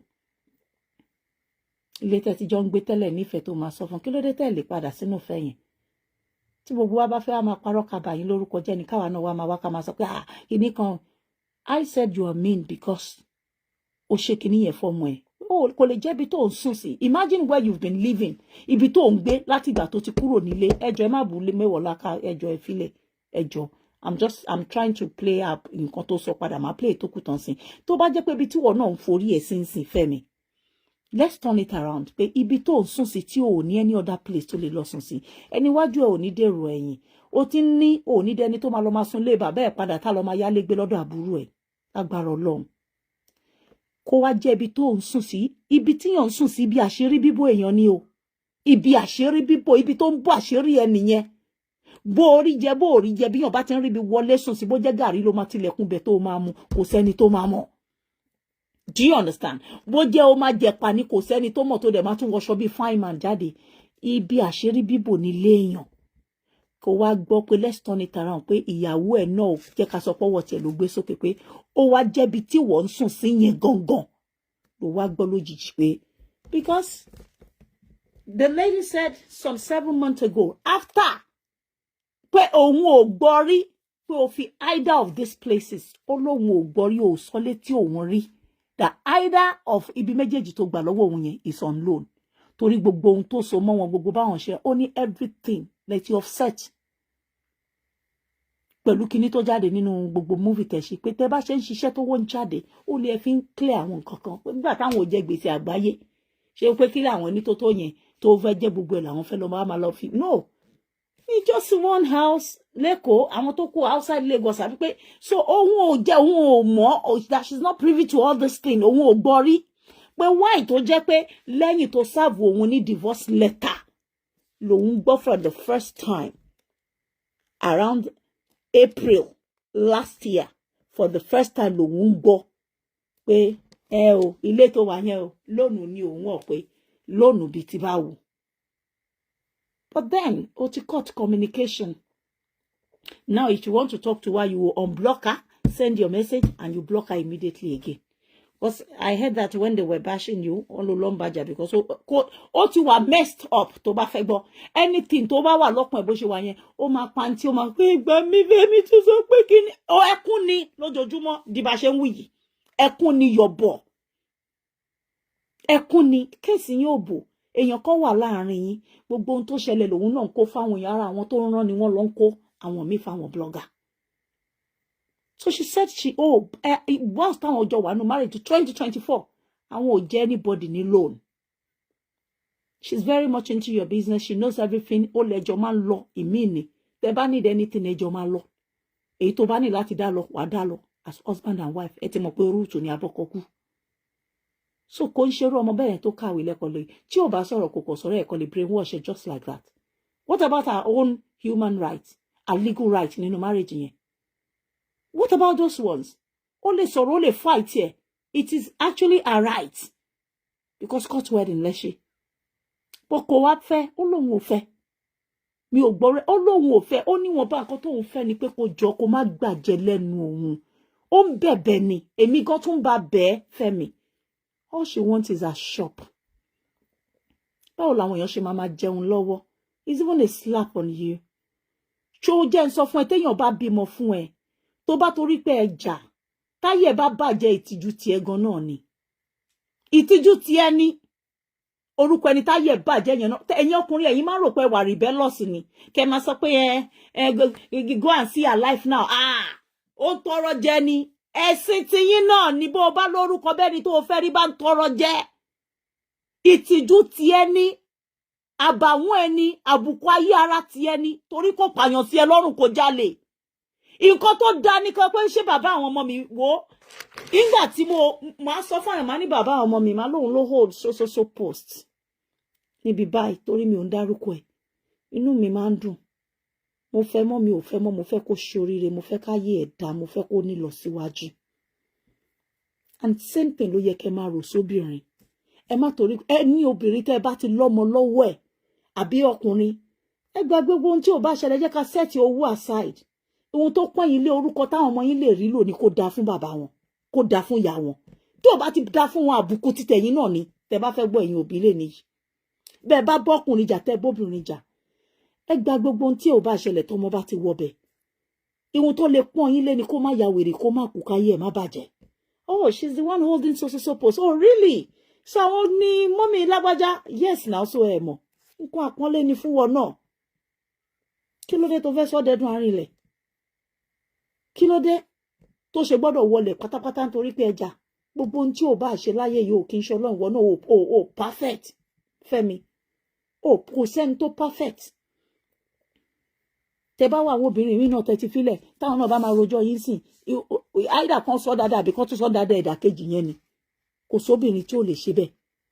So níwọ̀n bá tọ́lọ́ ń forí jẹ tó dẹ̀ wò pé gbogbo àṣìṣe látẹ̀yìnwá, you want to start all over again and you choose this very one. Bó jẹ́ ká tún bẹ̀rẹ̀. Ẹ dẹ̀ wá lo ọdún 8. Ẹ gbọ́dọ̀ já scatter. Mi mọ̀ bí tí Mewolaka ti gbọ́ gbogbo nǹkan tó ń sọ. Mi mọ̀ ẹni tó fún ní information. But we talk. Àwọn Aláàjì Oríyọmí ló sọ̀rọ̀ kan sí ilé gbàgbé láéláé. Ó ní gbogbo àwọn tó bá kẹ́yìn sólódodo ńgbà bá lọ. Ó ní gbọ̀n bá ń padà bọ̀ iwájú ilé olódodo náà ni wọ́n padà wá gbà kọjá. Ìkíní, òun claim victim in the actual sense of it láàrin èmi àti ìwọ woman to woman, are you a victim? Ṣé wọ́n búlì ẹni Aládùkẹ́? Àánú ẹ ṣe mí. Àwọn tó ń gbèjà wọn tí rí di òkodoro ọ̀rọ̀ ni láàrin èmi àti ìwọ. Ṣé o mọ̀ wípé Barrister Femi Adebayo Islamically, traditionally, culturally, humanically, who are justified by sending you out of that house? Yes. Now you see, Mewolaka just told us that he deliberately sent her out of that house and not because of any loan. Excuses here and there. Shegbonsi, ó wà justified. Òun ló send her out, not the court. Tí wọ́n sọ. Òun àwọn náà ló lódodo ẹnu wọn láti máa gbódodo. Òun ló confirm bí pé òun ló sorry pé òun ló lè jáde. Ọmọ ọkùnrin tó bí níyàwó ẹ̀ náà ṣe ohun tó ṣe yóò jókòó ni yóò lọ ni o. Kò ṣe nǹkan kan o. Èmi Àbíkẹ́ ni mo sọ kò ṣe nǹkan kan tó ju òrìrí wà láìtàláì. Kò pààyàn. Wo ayé jọ́sí láyé jọ̀hún. Àwọn orogún méjì ń gbénu ilé. Wọ́n ń bògùn sínú oúnjẹ ọmọ ara wọn. Wọ́n ń sàsíra wọn kò síbi tí olórogún bá wà ìkànnù amasa. Wọ́n máa ń sàsíra wọn. Bó bá ti kọjá ẹyọ kan èdìdí àsàsídé. Bí ò bá ń ṣe láti pàkejì, aṣọ ògùn kíkejì kọ́wọ́ ẹ̀ má káhùn. Ilé olórogún nìyẹn for you. Ọgbà wèrè ni. Kí kálukú dorí ẹ̀ kó lórí dorí ẹ̀ mú. Eléèlé ṣògùn kọ́kọ́ fẹ́ràn òun jù yẹn lọ. Elé orí dẹ̀ lè bá ṣe kó jẹ́ pé orí ló kọ̀ bá ṣe àbí wà lóde mọ́bẹ̀ tó kọ́ á sì máa fẹ́ràn ẹ̀. adẹ́kọ̀ máa gbàdúrà àti òun lè má mọ̀lé ológun àwọn tó kú lè máa sáré ológun oríṣiríṣi ló ń ṣẹlẹ̀ nílé olórogún but now ó sọ sí olówó justified láti lè. Did you consider the fact pé lílé tó lé yẹn ó lé ọmọ ẹ̀ tó jẹ́ special need pẹ̀lú ẹ̀ ọmọ títí Fẹ́mi ó lè wọ́n ní ẹ̀fọn tó bà lé kinní ẹ̀ lé ẹlẹ́pọ̀n wọ́n ní kó fi sùúrù pa kó má bàa fọ ẹ̀pọ̀n Fẹ́mi ò fi sùúrù pa ẹ̀fọn tó bà lé ní ẹ̀pọ̀n by sending me ọmọ yìí Aládùkẹ́ àti ọmọ ẹ̀ ọmọ tó jẹ́ ọmọ títí ẹ̀ tó mọ̀ pé special ni ọmọ yìí ò ń ṣe regular ọmọ kò ń ṣe ọmọ tó bá tún orí títì pẹ̀lú iye tó òru bá jọ mú wọn tí kankan bí nǹkan kan ò lè ṣe wọn àjọ rọ́ọ̀fù wẹ́dà wọn àyè ọmọ tó jẹ́ pé anything bá go wrong kó lè dẹ́mi ẹ̀ légbodò àbí kó tún kọ́ sí wọn àṣòbí lówó láti náwó dè mọ́ irú ọmọ bẹ́ẹ̀ ó máa ń fa retrogression ni in his progress right in his the milestone tó ti achieve ó lè kọ́sẹ̀ láti máa retrogress in case you don't know changing of environment a sudden change of environment síbi tí kò mọ̀ rí ọmọ tó ní high spectrum tó ń ṣe spectrum 1 spectrum 3 náà ló ní irú ọmọ bẹ́ẹ̀ kọ́ lè máa dàbọ̀ tán torí pé fẹ́ náà yá ẹ̀ òun mo ṣe sọ pé stage ti Fẹ́mi wá ibi tọ́lọ́run ti kẹ́dé láyé yìí bó bá yọ̀ǹda ẹyọ kan yẹn tó dẹ̀ mọ̀ pé fún bóyá for 10 years tọ́mọ ẹ̀ kàn máa fi pé 18 kó ṣẹ̀ wá gbé kéèsì dìde ó jẹ́ ká mọ̀ bá ṣe máa pín léyìí. Do you understand? Not at this stage ọmọ yẹn bóyá 7 years old or 8 ni now. What are you talking about? That's so unfair. Gbogbo ọmọ tó kù tí Fẹ́mi bí àwọn ń ṣe dáadáa àwọn ìyàwó wọn lè dá dúró wọn lè dá jẹ wọn lè dá jáde fúnra ara wọn. So báwo ló ṣe máa sọ pé wà justified láti ọmọ ẹ̀ ló lé jáde pẹ̀lú ẹ̀ yẹn. Kí ni ohun tó ṣe gangan ṣó pàyẹ́ ẹ̀ ni ó pa bàbá ẹ̀ ni ó pààyàn sí lẹ́ńkùlé oníkan yìí lé lórí ni àbó jalè kí náà ló ṣe gangan kí ni ohun tó ṣe téèyàn kò ṣe rí. Mo ti sọ fún yín bí yàn bá ṣe kò ní ọkọ kan bó bá lọ́kejì kẹta oníbẹ̀ Ọlọ́run ní àbí kó máa ṣáájú òsìn kankan ló fi rún rẹ̀ wọbẹ̀ náà padà o wàláì tàláì sí mọ́bí láì ẹ má package anything fún wa oníbẹ̀ Ọlọ́run ni ṣé ká sọ pé bẹ̀ Ọlọ́run náà ogun ni bí bá lọ lé aláàfáà tí wọ́n bá láwọn bàbá mi níbẹ̀ Ọlọ́run sọ̀rọ̀ mi kan bá mi satira kan sa gbogbo ẹ̀ kan fanáǹkàlì pé káọ́dọ̀ mi rí ṣe dáadáa ṣé ogun ni èmi ò tiẹ̀ fẹ́ kan sábẹ́ èmi fẹ́ ṣe ogun yẹn gangan ni káyé mi dá bí bá mọ bí tó tọ́ gangan wà pé ṣé lè wọ́n ló gbòótọ́ dání bàbá wọn ló wà lọ́wọ́ yín ẹ ràn mí lọ́wọ́ ẹ bá mi sà kálukú ló mọ ohun tó fi tẹ́lẹ̀ nínú ilé ẹ̀ tó ń ṣojú gbérin níta gbangba ó bá jẹ́ ìbẹ̀ Ọlọ́run yìí náà ni ká ṣàdúrà ká ṣe àwẹ̀ 41 days ara ogun ni ara ogun náà ni ètùtù ìbẹ̀ Ọlọ́run àdúrà ìbẹ̀ Ọlọ́run ni ẹlòmíì kan ṣe bẹ́ẹ̀ wọ́n ní kán lọ rúbọ àwọn àgbàlagbà ó lè bẹ̀ Ọlọ́run náà bọ́lọ́run bá direct ẹ gbé omi sójú window ẹ bu kinní kan ẹ gbé omi sínú ìrì ṣé oògùn náà ni ká sọ pé ń sà àbádúrà náà ni so anything tó bá ti jẹ́ pé dáadáa ló bá dé àdúrà ni ìjọ tó bá ti ń sá fọ́kọ ẹ̀ tó jẹ́ fọ́kọ ẹ̀ tó ń lọ bí tó ń lọ sọ́hùn nítorí ọkọ ẹ̀ kọ́kọ́ mi má ṣiṣẹ́ kó máa rí títí ẹ̀ ṣe láàrin gbogbo èèyàn. How can you be saying, oh, we are justified? Are you a woman? Are you a woman? You're coming from somewhere. O ti lọ become ìwọ ló sọ. Mi ò dé ń dá sọ̀rọ̀ ẹ̀. Bọ́lọ̀ ṣe kọ́ ti ẹni ẹ̀rìn àjò ẹni ẹ̀bọ̀. Má condemn ẹlòmíì, má sọ bẹ́ẹ̀ mọ́. Ó wà justified láti lè bọ́ta pẹ̀lú ọmọ tó ní special need. Tó bá pọ̀ ọmọ yẹn para ẹ̀ nísìn wá yóò wù padà. Àbí kò túbọ̀ takẹ̀ wá bá ṣe ẹ̀. Mi ì dẹ́ fẹ́ dá sọ̀rọ̀ yìí lórí Facebook. But don't go for my own. Because Aduke is my own. Don't go for her. Ẹ lè gbájú gbogbo ohun tá ń sọ yìí náà lọ. Àwa kan pẹ̀lú ilé àbáwí má ṣọkọ má ṣọkùnrin. Ọkùnrin tó bá ń ṣiṣẹ́ àárín ọjà èèyàn kì í ṣọ́ wọn. Ọjà tó kún ni ó sì ń bọ̀ wá dá. Bó bá tásìkò á wálé bó bá ti ya. Má lè káàkiri. Mo sọ gbogbo ẹ̀mẹ́wàá ni mo sọ bíbá pé ẹ̀yin obìnrin ẹyẹ ṣọ́ fóònù ọkọ yín ẹyẹ ṣe ẹyẹ mọ̀ ẹyẹ fẹ́ tẹ̀lé wọn lọ síbi tán wà báwo ló ṣe máa sọ pé ó wà justify láti lè bọ́ta pẹ̀lú ọmọ tó ní special need irú ọ̀rọ̀ wo ló sọ yẹn bọ́dọ̀ bá fi irú ẹ̀ ṣàgbákò sọ́wọ́ títí ẹ̀ ṣé ìwọ fẹ́ kọkùnrin dà ẹ́ síta ni tó dẹ̀ mọ̀ pé ó tún gbàjẹ́ lẹ́nu ẹ̀ at the same time. Ọkùnrin fi lẹ́tọ̀ọ́ láti kọ ìyàwó ni ẹ má ṣì mí gbọ́ o kò yálé o mi ló yálé o kẹ̀má ní kí ló ṣe kò yálé o. Ó tiẹ̀ sọ bẹ́ẹ̀ ṣe bá wà náà wá. Ṣùgbọ́n mo kàn ní wá wọ̀nù ẹ̀ publicly nítorí pé Facebook àti social media backup àti kí. ẹ gbàgbé Facebook, the same thing tó ń sọ pé Facebook àti social media backup òun nìwọ náà ń ṣe yìí Mewolaka. If you are truly a true sayer, bẹ́ẹ̀ ṣe máa ń sọ, or a peace mediator, you wouldn't bring this kind of topic online on Facebook. You're throwing her under the bus, apparently, and alleging her at the same time. You are alleging her publicly. Oh, there's sorrow public, but you are here now telling Aduke pé nǹkan tó ṣe ó deserve kan dẹrù ẹ síta. That is to say, wọ́n ti feed ẹ láwọn nǹkan tó fẹ́ gbọ́ tètè ẹ like. Ó dẹ̀ ń confirm ẹ fún gbogbo àgbáyé. Ó dẹ̀ sọ pé ní nǹkan tó ṣe. Ṣó pààyàn ni? Ṣó fàdíyà ni? Ṣó fàdíyà? Ṣó gbégbá lọ́kọ ẹ̀ lórí ni? Gbogbo ohun tó bá sọ ní kan fún ẹ evidence pé mi Àbíkẹ́ ni mo sọ mo challenge ẹ. Kò sọ ọmọ náà sọ títí ẹ ń bẹ̀ yẹn. Gbogbo ohun ẹ̀ tó bá wà lọ́wọ́ yín ẹ play ẹ síta. Kò ṣe nǹkan kan tó bò mọ́. Gbogbo ohun tó bá ní sọ pé kàn kó fún ẹ pé àti ẹ challenge yín pé kẹdà síta. Ẹ má wulẹ̀ sọ pé ohun tó ṣe. Kò sẹ́ni tó kú nílé wọn ẹ gbọ́ pé ọmọ kọ́kọ́ kú o. Wọn ò gbé gbálẹ̀ ẹnikẹ́ni lórí abárí nǹkan tó lọ formulate tán gbé lọ́mọ lórí. Kọ́ mú evidence wá source ẹ tó fi send ẹ gbogbo ẹ. Evidence with her phone number afẹ́rí àti ohun yẹn gangan. Kò síbi tó ti sọ pé òun fẹ́ pa ọkọ òun. Mo sọ pé the situation ọ̀rọ̀ tó ṣe pé ẹ jẹ́ ká sọ pé nǹkan báyìí. I cited an example tó wà similar sí nǹkan tó ṣẹlẹ̀ sí. I did not say that is the actual thing that happened.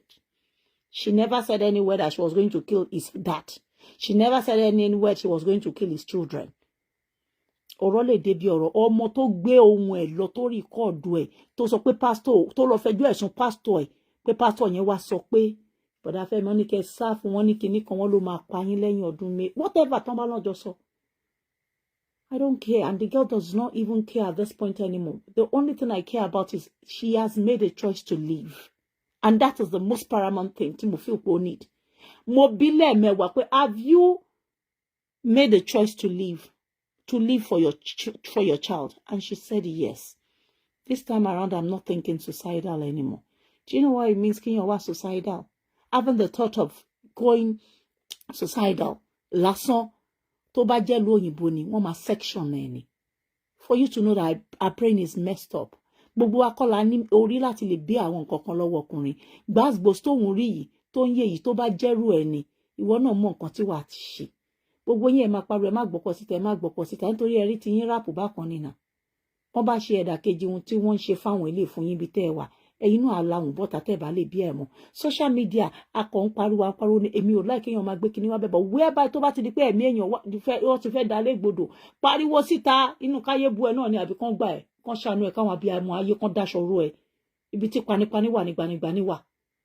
Ẹ má sọ bẹ́ẹ̀ sí mọ́ kó pààyàn ẹ dá padà mo like gbogbo ohun burúkú bẹ́ẹ̀ yẹn nígbà tí mo gbọ́ pé irú kí lélẹ̀ are you telling the world kó ṣe nǹkan kan tó yẹ kán pa kán yìnbọn pa ni kí ni wọn òun tẹ̀ wá lè gbé bọ́ta kẹ kúkú gbébọn yín wá kẹjẹ́ ká wo ibi tó fẹ́ yọjú sí. Àwa ń lọ́ra láti sọ̀rọ̀ wàá ṣe ń yára gbọ́rọ̀ tó òun làwa sì ṣe ń soft pedal à ń bẹ bọ̀bọ̀ yìí báyìí. Why are you throwing your fellow woman under the bus? Why? Ẹ̀dẹ̀ ń sọ̀rọ̀ social media mo ti rí bíbà tó dá sọ̀rọ̀ sí alágbo ó fà á mọ́ra ó dẹ̀ tún ti dànù sínú gọ́tà right here ló ṣe ní owó bẹ̀ gbogbo yín pátá nìyí lórí Facebook èmi kàn máa wò báyìí àfọ̀rọ̀ tó bá kàn mí tó súnmọ́ mi gbágbá ẹni tó súnmọ́ mi ọdún wo lẹ ti rí mi kí wá dá sọ̀rọ̀ kankan lórí bíbà last ọdún wo lẹ ti rí mi kí wá ṣe any case lórí bíbà last ọdún wo lẹ ti rí mi yóò sínú ẹni tó ń post for to generate any form of revenue on my page. I'm not doing this to gather audience either.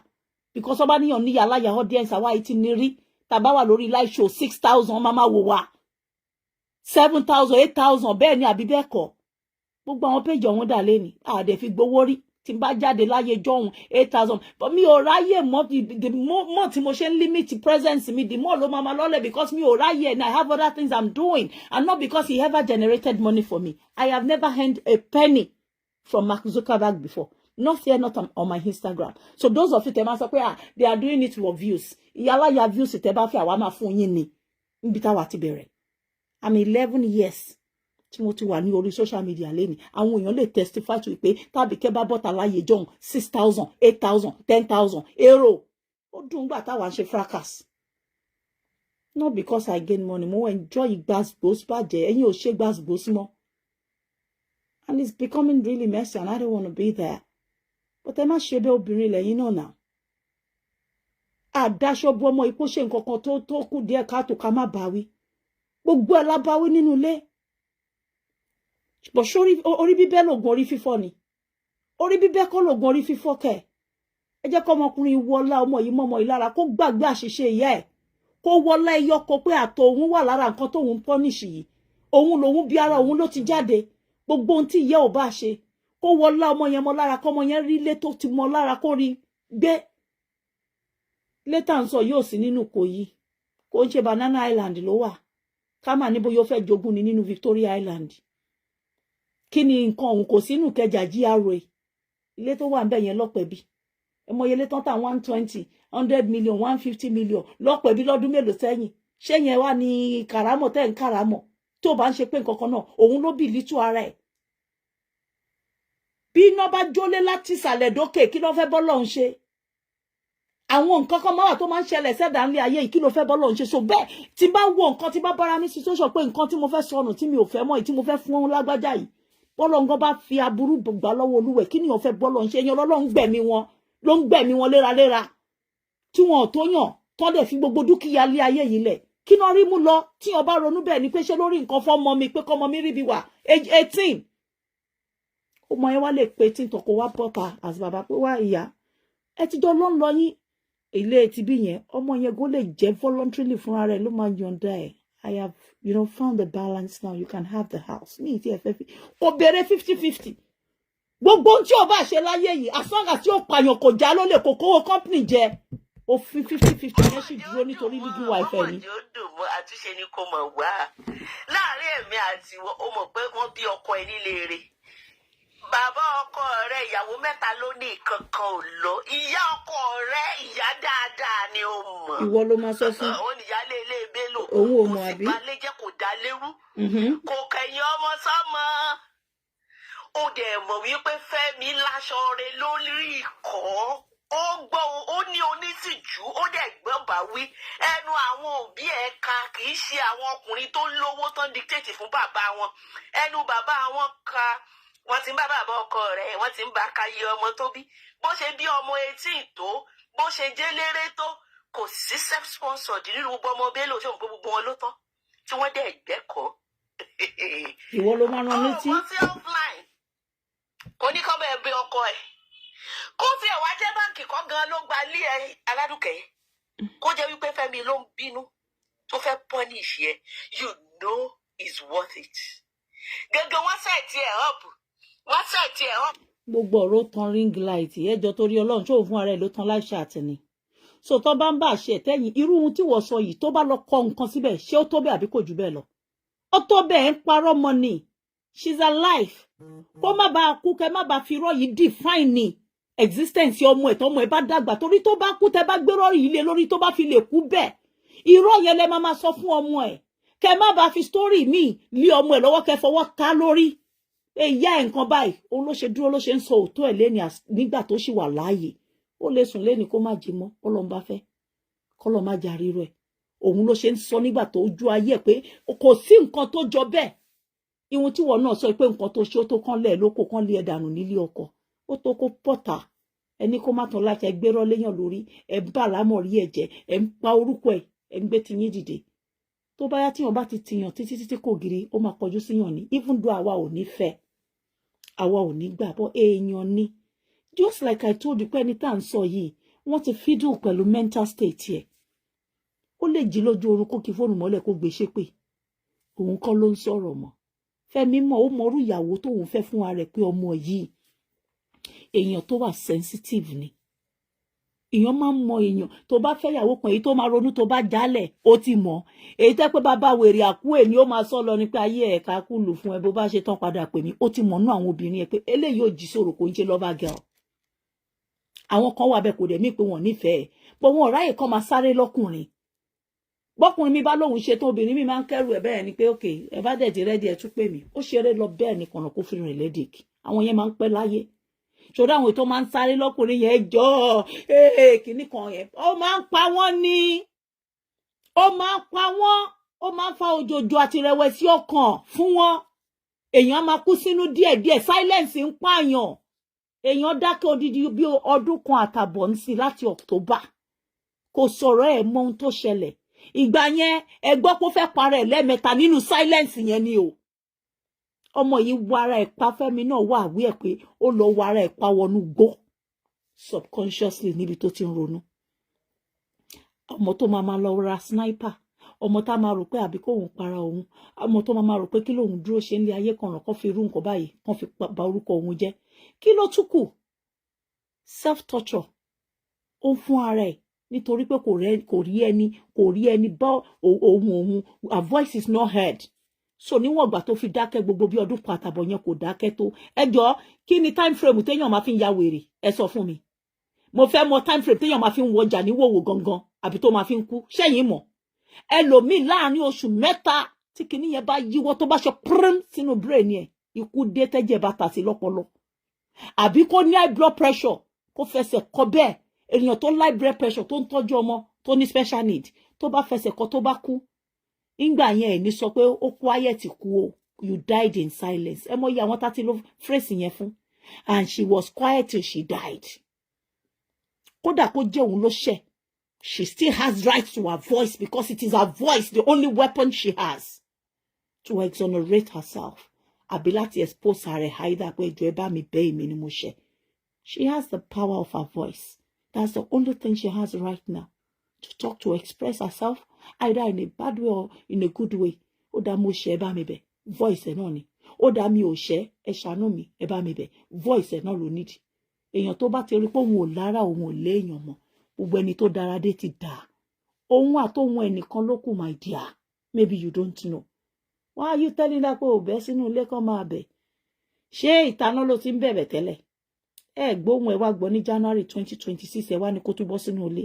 kí ló ṣẹlẹ̀ kí ló wà nínú ilé tó kó bọ́ sí yẹn torí kò sí ilé mọ́ kò sí kankan tó wà nínú ilé mọ́ ẹni tó bá dákẹ́ tí a bá dákẹ́ kò wá sórí bíbá ìwo torí ẹ mọ̀ pé mi gan wà against kan máa gbé ọkọ àbíyàwó wá ìhun tó ń pariwo fún ni ohun tí Fẹ́mi fún ara ẹ̀ jẹ́ kí gbogbo ayé rí recordings were going on báwo ni gbogbo bó ṣe ń dẹrù ẹ̀ síta ṣe dórí social media she was not even in the shop hello she was not in the shop she was not at home láàárọ̀ yẹn tó bá ti bẹ̀rẹ̀ tó bá ti lọ ra àwọn nǹkan kan fún ara ẹ̀ tó ọ̀dà ohun tó máa lò ó máa kọ́ sáré ba lọ́mọ ti wà ní school kí ni mo lè sáré fàárọ̀ ṣe kò sí ń bẹ̀ gángbà tán dé ṣọ́ọ̀pù ní nǹkan bíi 12 kan ló náà dé ni àwọn tó ń jẹun lọ́wọ́ bẹ̀rẹ̀ sí ní ṣe fídíò knowing pé ṣọ́ọ̀pù ìyàwó Fẹ́mi Adébáyọ̀ lélẹ̀ gbogbo wọn ń gbé fún blogger báwo ló ṣe déta ìjọba ó wá déta tán ẹ ṣẹ̀ṣẹ̀ wá gbóhùn ó ṣẹ̀ wá ń sọ story ẹ wá fẹ́ wá máa sọ pé kó padà sínú ilé she should go inside what is left inside and where is inside kò sí home mọ́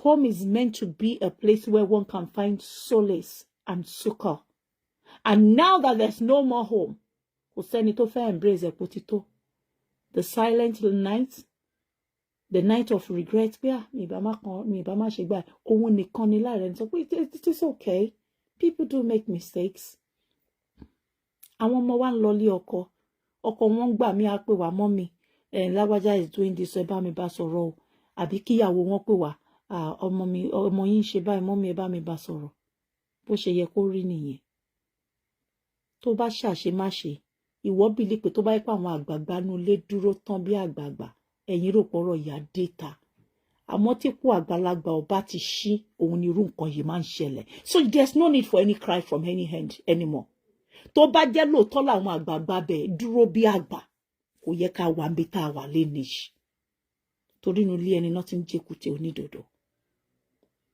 tí ọmọ èèyàn bá máa lé ìyàwó pàápàá bí bàbá àti ìyá ọkọ àbíyàwó ni either of them tó bá ṣẹ̀ tó bá ti pè wọ́n sínú ilé ọkọ mi ó mọ̀ pa fẹ́ràn ẹ̀ ọkọ mi mo mọ̀ pa ṣìṣe òkọ̀gbọ́n ọkọ mi mo mọ̀ pé nǹkan tó ṣe ìwọ náà kọ́ ló ṣe bóyá wọ́n ti àbó ti lọ ń kẹ́gbẹ́ ti láwọn ọ̀rẹ́ tuntun ó ń ṣe ìyàwó bẹ́ẹ̀ lọ́wọ́ ọmọ mi ó wá rí báyìí àti bá kàn ní sọ̀rọ̀ o àti bá sọ gbogbo ẹ̀bọ̀ sórí ibì kan náà ló ń fi lélẹ̀.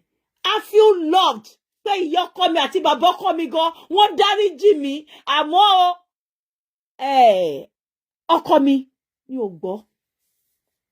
Kò ṣe pé wọ́n attempt ẹ̀, wọ́n pè mí, wọ́n fà mí mọ́ra bí ọmọ, wọ́n dẹ̀ bá mi wí pé kí n má ṣe irú ẹ̀ mọ́. Àmọ́ ọkọ mi sọ pé kán dẹ̀ máa pè lóòrèkóòrè fúnra ara wọn knowing pé ọmọ yìí ló ṣẹ̀. Tán bá jọ dúró bí àgbàlagbà gidi pé tó bá já wà lábí obìnrin ọmọ táwa bí ló lọ ṣerú eléyìí ní ọkọ títí ẹ̀ ń kọ́. Ìṣòrí pé mi ò defend whatever tẹ́ bá ló ṣe náà. Ó mò ń sọ pé tolerance ká dúró nípò àgbàlagbà fẹ́ni tó ṣe àṣìṣe. Torí kò pààyàn. Sórí tí ò bá ti pààyàn gbogbo ohun tẹ́ ń sọ yìí mo mọ̀ ni mo pè ni mo tẹ̀ nínú fún ara mi. Èmi ní kọ́kọ́ atọ́ mẹ́rin tá a dẹ̀ mọ́ nú ara wa pé wọ́n rí ọmọ yìí jẹ ni. Torí àárọ̀ wọn lọ sọ́dá side náà òun ìhun tán sọ lọ́dá side náà wọ́n gbé padà wá bá wa. Pé ṣó tán kò jù bẹ́ẹ̀ lọ. No, ó dàbí nǹkan tán ti premeditate ni. There's no point. Bọ́bí tí àgbálẹ̀ bá dúró gidi òun ni mò ń sọ yẹ̀yí tẹ́ wọ online ẹjọ́ ẹ jẹ́ mi níhò tó bá jẹ́ bẹ́ẹ̀ ni. Tágbálẹ̀ dúró gidi. Tí ẹ mọ̀ pé ọmọ yín ló orúkọ ẹ dẹ̀ fẹ́ kí nǹkan bàjẹ́ pé tí kíní bá bọ́ta o affect family name wa. Ìwọ kọ́ ló yẹ kí wọ́n ṣẹ̀ṣẹ̀ sọ eléyìí. Àwọn àgbààgbà bẹ̀ òun ló yẹ kán ti rán fìlà gbà orí wọn níṣẹ́ kó tó dibi tá a dé yìí. Tó bá jẹ́ pé wọ́n fọwọ́ sí ìtúká yìí kó ṣe yàmàyàmà. Call me àṣẹlẹ́mápá àtìyàwó àtọkọ ọ̀rọ̀ tó wà láàrin yìí kò gbọdọ̀ kọjá ibi bá. Wo ọmọ mi ohun tó ṣe yìí àríró ẹ̀rí àfíndẹ́rù bọ́ lọ́rọ̀ ni. Báyìí. Kí ló dé tẹ́ rò pé àwọn ọba àjọ sí gbà míì wọ́n máa ń rán àwọn ìyàwó wọn lọ sí kí náà máa ń pè náà ìyàwó bóyá ó fẹ́ try láti fún ọba ní poison àbí ó ṣe ìwà burúkú kan àbí míì wọ́n kọ̀ ká mọ́. Wọ́n máa wà within the palace there but wọ́n á lé wọn sẹ́yìn gbẹ̀tì. Wọ́n máa dá gbébẹ̀ wọ́n ń lé wọn jáde. Ó máa ń láwọn míì mọ́ báyìí máa ń sọ pé kíní ẹ̀ wọ́n wà lẹ́yìn nínú within the palace. But wọ́n wà lẹ́yìn wọn kàn ní máa serve more as a queen. Inú ìlú tá a wà yìí náà ó ń ṣẹlẹ̀. Wọ́n á relieve wọn of their post. But they will be within palace yẹn. Wọ́n máa láwọn bí tán ti kọ́ sáwọn èèyàn ni tó bá ṣe bóyá queen nìkan ló mess up ní o. Wọ́n ní kàn lọ jù wọ́n sínú bẹ̀. Àbí kan rán wọn lọ exile máa mú lọ sílùú mi. Kó lọ máa queen níbẹ̀ ex-queen. Wọ́n ní kàn lọ pàná. Àwọn ọmọ inú wọn máa ń fún wọn lówó fún wọn gbogbo nǹkan tán máa lò wọ́n á tún kọ́rọ̀ tẹ̀lé wọn. Torí wọn gbọ́dọ̀ rọ́mọ bá wọn kán má rí dànsákì lára ẹ̀ náà síbẹ̀. Torí ẹ̀sìn tí wọ́n ní anything tó bá máa bring ìdọ̀tí bá royals wọn ò ní ṣe. Ìkà nìkan ló máa sọ pé òun máa gba gbogbo nǹkan lọ́wọ́ ẹ̀ kó rìn ní wòwò. Kí ni ìwòwò ẹ fẹ́ dà fún ẹ? Lágbájá ṣẹ̀mí mi ò fẹ́ gbẹ́bẹ̀ nìyẹn ṣé dandan ni kí n gbàjà lẹ́nu ẹ̀ ni. Ẹ̀mí ò ṣe mọ́ torí nǹkan tó ṣe mi ò lè forgive ẹ. Ṣé dandan ni kí n gba ohun tó fi ń daṣọ àṣírí bu rẹ ni? Ohun wọn sí wòwò nìyẹn ó bá dẹ̀ rìn wòwò there's likelihood kọ́mọ ẹ náà rìn wòwò tẹ̀lé.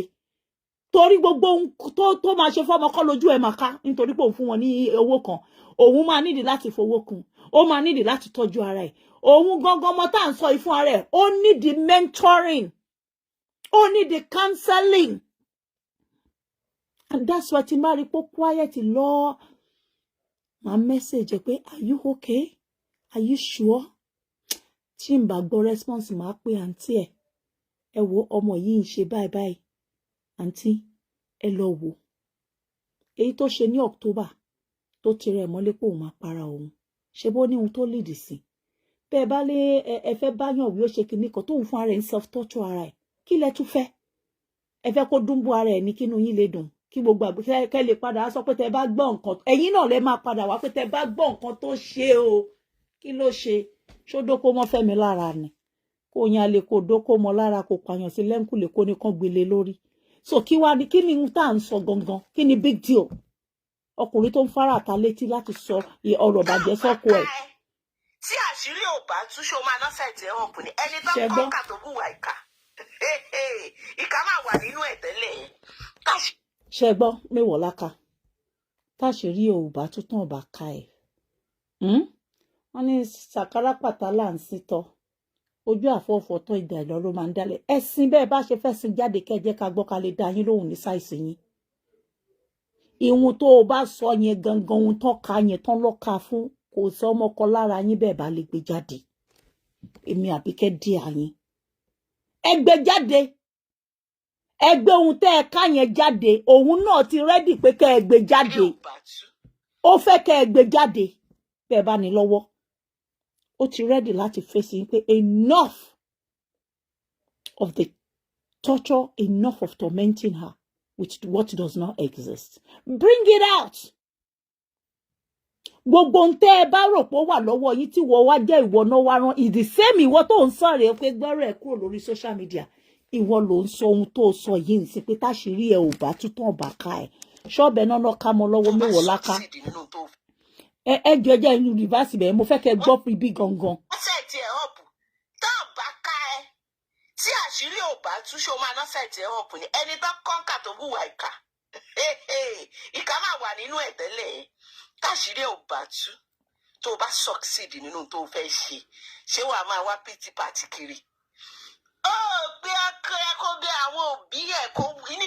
wo Mewolaka jọ ọgbẹ́nu sọ̀hún jàre kó jẹ́ ká gbọ́ràn mi like àwọn èèyàn tó máa ń fẹ́ ṣe bíi moralist rubbish báyìí. What do you mean? Kí ni ohun tó mean pé tán bá ká? Kí ni ohun tó sọ fún ẹ pé wọ́n ká mọ́ lọ́wọ́ Mewolaka? Holier than thou, the perfectionist. Kí ni ohun tó ká mọ́ lọ́wọ́ tí wọ́n ò gbé lọ sọ́dọ̀ ọlọ́pàá? Bóyá béèyàn bá dáràn ọlọ́pàá ló yẹ kán gbé fún. Bó bá rọ́pò ẹ tó ríyàn mọ́lẹ̀ àbí ìyàwó ẹ ló bẹ́yàn lórí ni ó yẹ kó gbé. Kí ni ohun tó ká mọ́ lọ́wọ́? Moralist. Kí ni ohun tó ká mọ́ lọ́wọ́? Kí ni ohun tẹ́ ẹ rí lọ́wọ́ ẹ̀? Kí ni ohun tó ká mọ́ lọ́wọ́ tẹ́ pé ṣé tán bá ká kò ti ní ṣe? Kí ni ohun tó fẹ́ ṣe? Ṣóògùn ló bù sóúnjẹ fún ni. Ara ọmọ ẹ̀ tó wálé àwọn ọmọ tó ti ní síwájú tó poison ni. Ara ẹni tó lọ sàtì tó ní kán ya wèrè ni. Ìhun tán bá dìlé lórí ni kẹjẹ́ kó lórí wá fẹnu ara ẹ̀ ṣàlàyé. Ẹ̀yin ẹgbẹ́ bọ́tà.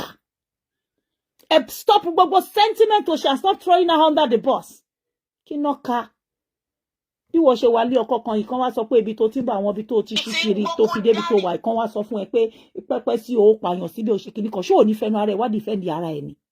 Tó bá gbérú ẹ̀ lé ẹ lórí láwọn ibi tó ti ń bọ̀ pé ẹ máa ṣe yẹ kíní kan la ṣé ò ní wá dìfẹ́ǹdì ara ẹ̀. Kí ni ohun tó ká mọ́ lọ́wọ́ táàrí irú ẹ̀ rí? Ṣó gbórí èèyàn sínú gbá ni? Torí agbọ́pọ́n náà sọ pé àwọn tó rí gbá funfun ó dẹ̀ ti ní pé ẹ fún wọn ní fọ́tò gbá. Ẹ fún wọn fọ́tò gbá. Ara àwọn ìdìkudì tán dì ó sọ fọ́mọ yẹn pé at this stage lọ́wọ́ ìbéèyàn kan you see ẹ má jẹ́ sọ àárín yìí because àwọn ìlòmíì wà téèyàn bá gbélé tẹ́ pé apààyàn ni wọ́n so tán bá wá rojọ́ kan fún wo kí ló dé tẹ́mi ò máa sọ fún Fẹ́mi pé tán bá ká ẹ̀ tán bá ṣe kinní kan ká sọ pé torí agbọ́rọ̀ láti one side kí ló dé tí mi ò máa sọ fún Fẹ́mi pé kinní kan ihun tó ṣe tí gbogbo ojú rí nìkan ni mo sọ̀rọ̀ sí pé they threw the wife out and is in the public's eye. They did it publicly. It's nothing hidden. People were there. There were clients there. They had customers eating. Once on their food tán jọ́ǹbẹ̀ ni wọ́n ti ní gbogbo wọn ẹ drop spoon ẹ gbábọ̀ yín lẹ̀ ẹ ṣe gbá ẹ ṣàwo mo ń bọ̀ àǹtí màá pè yín sìn tó wá ń sọ pé tí wọn ò bá kà kí ló mí pé tí wọn ò bá kà torí Ọlọ́run mo fẹ́ mọ̀ kí ni wọ́n ń ká ṣe rò pé kò léèyàn bẹ́ẹ̀ ni kò lọ ẹbí nítorí wọ́n ló ń describe àwọn ẹbí ọkọ ẹ̀ fún they are from noble background àwọn tán bí ire ni wọ́n none of his children ṣé òun ló ọ̀gábẹ́ ló já ìmọ̀ fọlọ́kọ táwọn kan ò mọ iye ọmọ tán bí àbíyẹ ìyàwó tán fẹ́ àbábà wọn jẹ́ ń bíbà bẹ́ẹ̀ ni mò ń tẹnu mọ́ pé bàbá dáadáa ni wọ́n tó bá jẹ́ bí gbogbo èèyàn ṣe ń sọ̀rọ̀ bí wọ́n ṣe ń sọ̀rọ̀ yìí ni gbogbo èèyàn ṣe ń sọ̀rọ̀ ṣé n kò èmi ò mọ̀ bóyá àwọn míì wá sọ̀rọ̀ bẹ́ẹ̀ o èmi Àbíkẹ́ ẹnu mi ò gbà láti bú bàbá Bello àgbàlagbà ni wọ́n moreover ẹni tí mo ti fẹnu tún ṣe ń bíbà ẹ̀rí ni wọ́n nígbà tí ò séyàn kankan tó dìde fún wọn tó ń bá ṣe wọn lórí social media mi ò mọ wọ́n rí mi sí ń gbowó lọ́wọ́ èèyàn tí bá ní mo defend èèyàn pé ẹ má báyàn lórúkọ jẹ́ mo ṣe nítorí mo mọ̀ pé kò dáa kán máa ba orúkọ èèyàn jẹ́ online ni sòṣẹ́nu yẹn làwa wá fẹ́ wá síta ń sìn pé ẹ bàbá èèyàn burúkú nìyí ṣógbẹnu wa ni bá a bá rírú ẹ̀gbọ́n agbọ́dọ̀ sọ ní àgbọ́dọ̀ sọ àmọ́ táwọn bá dúró bó ṣe yẹ kán dúró tán mi ò lè kọ́ yín dúró bàbá ẹ má bínú o please ẹ jọ̀ọ́ sà with all due respect lásìkò tẹ́ bá ti paná kínní nínú ilé àní wà mí tàwa yìí gbogbo ìgbà tó ń pè yín lọ́tún lósì bàbá kọ́lọ̀ ń jẹ́ kẹ̀mí yín gùn ẹ mọ̀ wọ́n ní tágbàlagbà bá jókòó ẹni tọmọdé bá ń bẹ́gi ẹlẹ́yin àgbàlẹ̀ mọ ibi tí igi yẹn máa rí sí òwe ẹ̀yin àgbà ni tó ṣe bí òwe foríjì mi bẹ́ẹ̀ bá ti mọ àṣàgbàlagbà níbi tẹ́ ẹ wà pé ihun táwọn ọmọdé yìí ń gé níwájú yín yìí ẹni tá náà lára máa ta o tẹ́ẹ̀dẹ̀ tí mọ̀ bàbá ẹ̀yin gan mọ̀ kó máa débi tó wà yìí ẹ̀yin lẹ́dẹ̀ ń ṣe fíìmù lẹ́lẹ́ fi ń kọ́ wa lẹ́kọ̀ọ́ ẹ̀yin lẹ wá fún wa ní eléyìí báyìí rírí ayé ó wá jẹ́ reality kò ṣe pé ẹ fi ṣe 7 doors reality lóhun tá wá ń wò yìí ẹ̀yin tẹ́ ẹ ṣe fíìmù fún wa lẹ ṣe òkodoro ẹ̀ gangan fún wa pé ká tún wò as a role model as àgbàlagbà as èèyàn tí àwọn èèyàn ń rí bí ẹni wájú ẹni àwòkọ́ṣe mi ò rò pé yẹ kí irú nǹkan báyìí kẹ́ jẹ́ kó bọ́ta tán ọwọ́ yín káwọn méjèèjì ọmọ yín ni wọ́n àṣẹ lẹ máa pa ẹ̀ ní dábàá lé wọn lórí àtàdùkẹ́ àti Fẹ́mi kódà kọ́ ọmọ yín lòun ò ṣe mọ́ you are the patriarch of that family ó yẹ kẹ́ ẹ sọ fún wọn ni pé mo pa ní àṣẹ fún wọn ó bá jọmọ mi ló lọmọ ọwọ́ ẹ bí n bá gbọ́ fínkín lẹ́yìn ilé gbogbo ń wọrọ òṣì tó kù tẹsán ẹlẹ́dàá sí gbọ́ mi ò fẹ́ gbọ́ nígbà tẹ́yìn mọ̀ pé kò sí nǹkan kan tó máa mì yín nǹkan kò ní mí àwọn ọmọ yín ẹ mọ̀ bí tẹ́ ẹ rìn dé ẹ mọ̀ bí tẹ́ ẹ ṣiṣẹ́ dé lórí àwọn ọmọ yín pa burú kankan ò ní wọ́n ṣe so kí wá lóde tẹ́ fẹ́lẹ́fẹ́lẹ́ kìíní kankan fẹ́ wá pa yìí ẹ jẹ́ ká sọ pé wọ́n sọ pé ló máa ṣe báyìí ibi tẹ́ ẹ kí dé tẹ́ wúwo dé nú ayé ó yẹ kẹ́ fi sọ̀rọ̀ rẹ́rìn ni pé yẹn kẹ́ ó ń ṣẹ̀fẹ̀ gbẹ́nu ẹ̀sán nǹkan lọ́wọ́ bí jókòó sí tí bá tún gbọ́rọ̀ ẹ̀ lẹ́nu ẹ̀ tí bá tún gbọ́ kìíní kan bó jẹ́ pé ẹ tiẹ̀ máa wá jáde lẹ́yìn pé lágbájá ọ̀rọ̀ tán lọ́mọ yẹn sọ bóyá ó mì ní ẹ o gbogbo aburú tó bá àbí tó bá rò àbí tán bá kọ o kó má rí fi ṣọmọ mi o àmọ́ wájọ wà nù bẹ́ẹ̀ bàbá wọn láwò mọ́jú báyìí lẹ́dìyẹ máa ń wọ àgbàdo núgò ọwọ́ ẹ̀yin àgbà ní gbogbo ẹ̀ tán sí ẹ̀yin lẹ́mú ọ̀rìn tó yẹ kẹrin bí abiyamọ knowing níbi tọmọ yín ti ń bọ̀ pé tí kìíní bá délẹ̀ orí Fẹ́mi náà máa pariwo kiri torí kì í ṣàkọfẹ́ kò ṣe ẹlẹ́ẹ̀kejì náà lélẹ̀ òun náà ṣàṣe láwọn obìnrin kan kọ́kọ́ kó sì bímọ àmọ́ bó tọ́ ni àwọn kan sọ lórí line àlẹ́jì lórí bonimotu wọn ló lọ́mọ 2 years tí wọ́n ṣẹ̀ṣẹ̀ gbé wá fún wọn ló gbalé forí tọ̀hún èèyàn kan ló sọ bẹ́ẹ̀ àlẹ́jì ni lórí àjọkẹ́ṣò wọn ló gbalé fẹ́yàn kan wọn ló gbalé ó dẹ̀ lọ́mọ 2 years wọn ló tẹ̀sí lọ́mọ 10 years kan náà lọ́tọ̀ ṣé báwọn obìnrin ló bí wọn bí ò tiẹ̀ fẹ́ wọn síta kò dẹ̀ ń ṣe ìyá ọmọ ẹ̀ à ń sọ bẹ́ẹ̀ ohun tá à ń gbóhùn lèèyàn kọ́kọ́ ní kọ̀ǹfàmù ni ó yẹ kí ẹ lè paná àárín yẹn èèyàn kì í dábàá níbi iṣẹ́ èèyàn àṣẹ nìyàn máa ń pa bí ọba torí bí ọba lẹ ṣe rí nínú ilé yín olórí ni yín táwọn ọmọ yín ò gbọdọ̀ jà yín níyàn ìyàwó tí ò bá fẹ́ gbóhùn yín kó máa lọ máa dáfà wàhálà ẹ ti pa láṣẹ fáwọn méjèèjì kó má bàa débi tá a dé yìí which is ohun èmi ń sọ fún ọmọ yẹn láti last year àǹtí ìwòrò tó tún pọ̀ mọ́ ewu nǹkan tẹ́ni yìí kọ́ mo ní sealed lips mò ń bẹ mò ń tẹ̀ níkùn pé sealed lips ọ̀rọ̀ ìbalẹ̀ níyànjú tó bá jọjọ́ ọmọ aṣá ni tí mo mọ̀ pé ó lè fèsì màá ní kó sọ̀rọ̀ bọ́ṣẹ́ rí mo ti wí ẹ̀ ó jẹ́ ọmọ tí ò lẹ́mìí kò lè win tó bá sọ̀rọ̀ tẹ́ bá fẹ́ gbọ́ torí kò mọ̀rọ̀ sọ ṣé àpá àwọn kan àwa kan lọ́n fọ̀rọ̀ jíǹkì wa alẹ́ rojọ́ mọ́yàn lẹ́sẹ̀ kéèyàn yẹn ṣubú dànù àwọn kan wà wọ́n dẹ̀ jàre wọn ò dẹ̀ mẹjọ́ rò wọ́n wá dẹ̀ lẹ́bi bẹ́lẹ́bi bá mẹjọ́ rò dáadáa bó bá rojọ́ tán wà láyé àjàre torí a fi ẹ̀bùn ọ̀rọ̀ a fi fún a fi àgbékalẹ̀ ọ̀rọ̀ a fi fún wọ́n lo politics wọ́n á yí wọn lálùmọ̀kọ́rọ́ yìí wọ́n wí ní kéèsì yẹn bá wọn kan wà wọ́n jàre wọn ò dẹ̀ lè rojọ́ wọ́n á dẹ̀ ṣùtù ara wọn lẹ́sẹ̀ níbi tó ti rojọ́ nítorí wọn ò mọ bó ṣe máa fèrè sọ̀rọ̀ wọn so tó bá yẹ pé ẹ ti mọ ọmọ yìí ni mo mọ̀ pé tọmọ yìí bá bọ́ta wá rojọ́ kò lè wí ní Fẹ́mi mẹjọ́ rò jùlọ mo ń bọ̀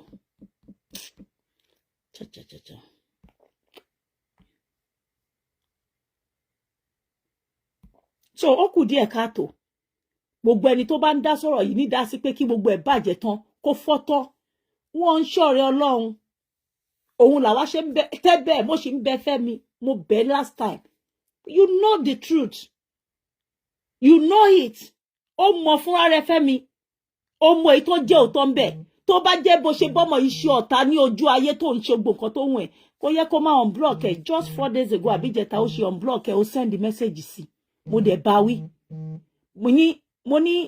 mo rí nǹkan kan lórí Yèyé Kúdí mo ní I hope kò ṣe pé message ọkọ ẹ̀ ó lọ send ẹ̀ sáwọn èèyàn a máa gbọ́ mi bí mo ṣe sọ mo dẹ̀ tún já wọ́n ní pé nílé ayé ẹ̀ whatever tó bá unblock ẹ̀ láti sọ o gbọ́dọ̀ trust ẹnikẹ́ni láti screenshot ẹ. I'm talking from experience pé pé mo mọ̀ pé o fẹ́ justify o fẹ́ exonerate ara ẹni. Do not for any reason at this stage níbi tí Táyọ̀ ò ní liver. Wọ́n bí Fẹ́mi máa outsmart Táyọ̀ dànù. Táyọ̀ smart lẹ́gbẹ̀ẹ́ Fẹ́mi. Maybe you guys don't know. Ẹ̀yin tẹ́ ẹ mọ̀ Táyọ̀ lẹ́ ń sọ̀rọ̀. Táyọ̀ mẹjọ́rò number 1. Number 2, Táyọ̀ smart. Ìyẹn máa fẹ́ obìnrin tóbìnrin máa smart ẹ̀ ní mú lọ́rùn ọwọ́. Táyọ̀ kì í ṣe èèyàn tó smart. Níbi ẹlẹ́jọ́ dé. Ó lè smart síṣẹ́, ó lè smart sáwọn nǹkan mi. But I'm telling you pé tó bá di ká rojọ́, Táyọ̀ ò mọ̀ lẹ́sẹ̀. Ohun tó bá ṣe yẹn ó máa sọ. Ó máa sọ pé òun ṣe ìhun tí mo ṣe gbé wò pé à ń sọ̀rọ̀. Èmi rò bóyá ọ̀rẹ́ ni yóò dá ni. Ó sì ń dá mi lóhùn pé ọkọ dáadáa ni.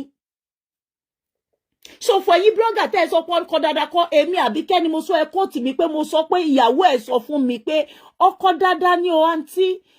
Wọ́n ní mo rò pé ó ní nǹkan bá ó ní no ó ní before 2024 ó ní gbogbo nǹkan tí n bá fẹ́ lọ́kọ mi máa ń ṣe fún mi ó léyàn dáadáa ni. So ẹ̀yin ò ṣe wò pé bóyá aríbì kan tọrọ yìí kù díẹ̀ tí rádàdà kẹ́ máa trọ ọmọ yọ̀ǹda divorce kẹ́ máa bá tiẹ̀ jẹ́ kẹ́ máa ní nǹkan tó ká mọ́ lọ́wọ́ yẹn ó yẹ kán pa ni. Ṣó pààyàn ni àbódọ́kọ ni? Ṣó pààyàn ni àbí ó dú ọkọ? Àbó ẹgbọ́ pọ́pọ́ ẹ̀ sọ pé ó jí owó òun. Kí ni ohun tó ṣe tójú òrírí? Kò sí nǹkan kan tó ṣe tójú òrírí. Ẹ mẹ́nu kúrò bẹ́ẹ̀ jábọ́ ń bẹ̀. What do you mean? Kí ló ṣẹlẹ̀ gangan? Ẹ lọ àǹtí. Mo wà lórí line, a ṣì wà lórí line. Ṣé fẹ́ sọ̀rọ̀ ni? Ẹ̀yin ẹ jẹ́ ká sọ̀rọ̀ later tí n bá ṣe tán. Ẹ jẹ́ ká ṣe tán. Yes ma. So, ọ̀rọ̀ tí Mewolaka sọ ọ̀rọ̀ tẹ́ pé wọ́n máa sọ̀yàn lóko ní tíyàn bá lọ gbọ́ láì wádìí òótọ́. Torí èmi máa tẹ ọmọ yẹn nú, mo tẹ̀nú pa pé ó ṣọ́ gbogbo nǹkan tán. Gbogbo ohun tó ṣe náà ló sọ pé òun ò ṣe anything tójú òrìrì. Obìnrin àtọkùnrin tán bá ti jọ ń gbé gbogbo wa yìí ohun tá a wá ń gbọ́ lẹ́nìí bó bá jẹ́ pé ó ń dùn lọ bẹ́ẹ̀ ni kọjọ́ máa sa whatever nínú ilé kó lè dá fún lọ síwájú fúngbà kò sẹ́nibọ́dì tó máa gbọ́. Èèyàn máa ń torí ọkùnrin tíyàn fẹ́ gbàjẹ́ ọkọ èèyàn máa ń ṣe àwọn iṣẹ́ kan gan gbà mí tẹ́ pé wàá tún wàá wọ gbogbo ẹ̀ nítorí títí ẹ̀ ó fẹ́ kó ṣubú ni ó ti dìyà ẹ̀ níbẹ̀ yẹn ò sínú ìyàwó ẹ̀ mọ́. Gbogbo ibi tó bá lè rìn dé wàá rìn torí títí ẹ̀. Béèyàn bá fẹ́ràn ọkùnrin tó bá ń ṣe dáadáa síyàn wàá ṣe anything fún padà. Ọkọ mi gbogbo ibi tó bá wọn ẹ kó fòde láyé I'm right behind you. Ó ti dìyà ẹ̀ ni ó ti pọ̀ gan-an ayé. Ó bá dẹ̀ jẹ́ obìnrin náà ló wà nípò tó mọ̀ pé ó mú nǹkan wálé tó múnú yín dùn tó ń help family. Ọkọ náà lè dúró tì. Ayé tá a wà yìí ọkùnrin ṣáájò fóbìnrin tó bá nífẹ̀ẹ́ wò lọ síbi báyìí tó bá jẹ́nu dáadáa ni kò ṣáà tó máa ní ká máa ní kán gbé funfun lé wa lọ́wọ́ tó máa ti pè wọ́n lẹ́yìn pé pupa ní kẹ́ gbélé lọ́wọ́ tó bá débẹ̀ ọkùnrin nífẹ̀ẹ́ èèyàn débẹ̀. A ní kán ṣe cleansing fún ẹ ìyàwó mi ní àwọn àdójúkọ ẹ bá mi ṣe nǹkan báyìí káyé rọ̀ lọ́rùn ó lè fi rọrùn máa tọ́jú àwọn ọmọ mi. Bẹ́ẹ̀ ni obìnrin náà ń ṣe fọ́kọ alọ́dọ̀ aláwo alọ́dọ̀ àfà alọ́dọ̀ pásítọ̀ pé dádì iṣẹ́ yìí ìjẹ́ nítorí dádì tolúwa ni ẹjọ́ sà pé iṣẹ́ tó fẹ́ ṣe yìí ẹjọ́ mo bẹ̀ yín dádì ẹ jẹ́ kí gbogbo àgbáyé wò kí gbogbo kinní kan anybody lè ṣe anything nígbà tó ń dùn wọn sọ fún yín ibi tó ń rìn dì èwo ń ti yín lọ́sàn gangan èwo ń ti yín nígbà tó ń dùn tó ń jẹ́ bó ṣe ń ṣe tó ń kí lámọ̀ tẹ́ ẹ̀ ń sọ ń bíbá ẹ̀ sìn but I mean cite example pé anything lè ṣẹlẹ̀ nínú wedding nínú marriage téèyàn bá fẹ́ràn ọkùnrin àbí téèyàn bá fẹ́ràn obìnrin. Àwọn kan wà nù ẹbí ẹ̀ ń sìn wá ní pé bóyá ó yọ̀dẹ̀ bóyá Fẹ́mi yọ̀dẹ̀ Fẹ́mi ò yọ̀dẹ̀ sharpshooter ni ṣe bó ó dé ti Fúnkẹ́ Akíndélé ń bíbá ẹ̀ for so long gbogbo ayé ló mọ̀ pé Fẹ́mi dé ti Fúnkẹ́ Akíndélé. Marriage wọn work for some reason marriage work láàrin wọn ò fẹ́ra wọn dé orí marriage but they dated openly. Somewhere along the line things did not work out fine. Ó make a choice later in life so kí ni big deal. Ó ṣe ta ìmọ̀ṣẹ́ àwọn méjèèjì at some point tí wọ́n bá bára èèyàn lórí àwọn pedestal kan ẹ rí pé ibi tá a wà yóò jọ pé wa ẹ jẹ́ ká change route láti lè get better balance. Ṣóyè yín kò ṣe pé wọn ò jọ mọ̀ ṣàbí wọn love ara wọn sórí ìwọ celebrity ayé ni èmi náà celebrity ayé kógo kan má bàa dógo kan lọ́wọ́ ẹ jẹ́ kí kálukú mo fẹ́ lọ fà in life ìwọ náà fẹ́ lọ fà kò ní wọ́ kó máa takora wọn ó dàbí kí wọn mú two life wáyà kẹfí kanra wọn kò lè dàbí neutral àti life so ṣòro àwa àgbàlawa kan àfojú wo deep gbogbo tẹ́ bá wo ìgbésí ayé èèyàn ìrìn àjò ẹ̀dá láyé yìí ẹ ní blame either of the party bóyá nítorí nǹkan báyìí at some point is better you know wọ́n make a choice yẹn kò yẹ kẹ́ ṣerú ní gbogbo ọ̀nà mo ṣe ń tẹnu mọ́ as long as ẹ bá òkú orí èèyàn nínú wardrobe ẹ kò pa èèyàn síbẹ̀ ẹ bá nǹkan kan lọ́wọ́ ẹ rí nǹkan aburú kankan tó ṣe tí ojú ò rí rí. ni wọ́n kọ ẹ níkà tó wù àkà tó ń claim percent wọn ṣe ẹnu náà fi ń love. Ohun tá a bá ṣe lójú olólùfẹ́ ẹni kan gan ni ó fi hàn pé yàn nífẹ̀ẹ́. Ohun tá a bá ṣe lẹ́yìn ẹ̀ ni. Woman to woman ni mò ń bẹ́ẹ̀ sọ̀rọ̀ ìkókó ní nọ́mbà ẹ̀yìn sì mọ́ lé yín bá wọ́ ọ lọ. Ó jókòó ara ẹ jẹ́ sórí victim card tó fẹ́ wá pẹ́ẹ́bẹ́ tó fẹ́ máa fi wá pìtì ọmọ ọlọ́mọ tó wà autistic ṣe èní láti bí ọmọ yẹn. Láti ìgbà tó o ti bí ọmọ yẹn báyìí bó ṣe ń wò yẹn ṣé ọmọ yẹn jẹ́ ọmọ ọdún 3 àbójọ́ ọmọ ọdún 4 àbójọ́ ọmọ ọdún 5 àbójọ́ ọmọ ọdún 6 àbójọ́ ọmọ ọdún 7. Ṣé Fẹ́mi complain pé ọmọ yẹn wà autistic rẹ̀? Ṣé gbogbo ṣé ayé tí ẹ mọ̀ wípé ó bí ọmọ tó wà autistic? Ó fẹ́ máa fi ọmọ tó wà autistic gba donation ọmọ tó. Now let me pause you there. Olufemi ọmọ tó wà autistic gba donation, we are coming back there.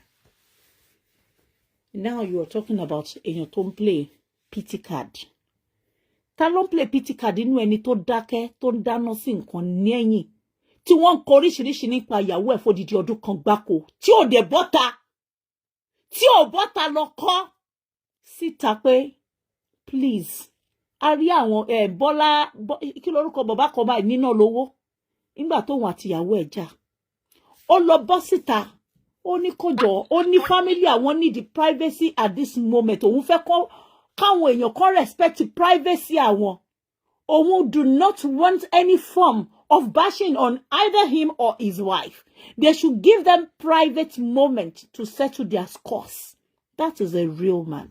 Because anybody can assume pé nǹkan kan ti ṣẹlẹ̀ kó máa bash ye based on assumption kó máa bash be based on assumption. Why did Femi not come out to do the same if he doesn't want his name smeared in the mud? Àsọmọ Yorùbá tó dẹ̀ yẹ pé ọmọbìnrin yìí kò rí bẹ́ẹ̀ ẹnì kejì mi mo fẹ́ ó understand mi language mi kí ló wá lè ṣẹlẹ̀ mo ní kẹ́kẹ́ lọ́rùn ọwọ́ báyìí ó yẹ kí o bọ́ta pẹ́kẹ́ jọ at this point ẹ má dá sí marriage mi àwa okay we are cool like that bóyá kò bá má rí báyìí and then they started peddling all sorts of false narratives against Aduke last year. She was mad when she saw it. This auntie that called me now, auntie's like, no, Abike, wọn lè má borúkọ ọmọ yìí jẹ́, ọmọ mi ni àbúrò mi ni, mi ò lè gbà kí nǹkan báyìí ṣe. Mo ní auntie ẹ calm down, mo lọ́rọ̀ social media ò rí bẹ́ẹ̀ tó bá ti dọ̀rọ̀ gbéyàwó. Mo ní ẹ jẹ́ ká máa bẹ Àdùkẹ́, gbogbo rọ́tàn bá pa, mo ní mú mọ́ra. I'm talking of early last year, be around March àbí April náà ni mo ń sọ yìí March. Mo ní gbogbo ohun tí wọn bá kọ wọn kọ àwọn èèyàn mọ̀ pé wọ́n ti fall apart ibì kan lọ̀rọ̀ ti jáde àwọn kan ní Fẹ́mi gbéṣẹ́ fún àwọn kan ló sọ fún pé kó lọ máa sọ fún pé òun ò ṣe mọ́ àwọn kan ló lọ as intermediary kó máa pass message òun síyàwó ẹ̀ kì í sọ̀rọ̀ verbally they only exchange kini by chat.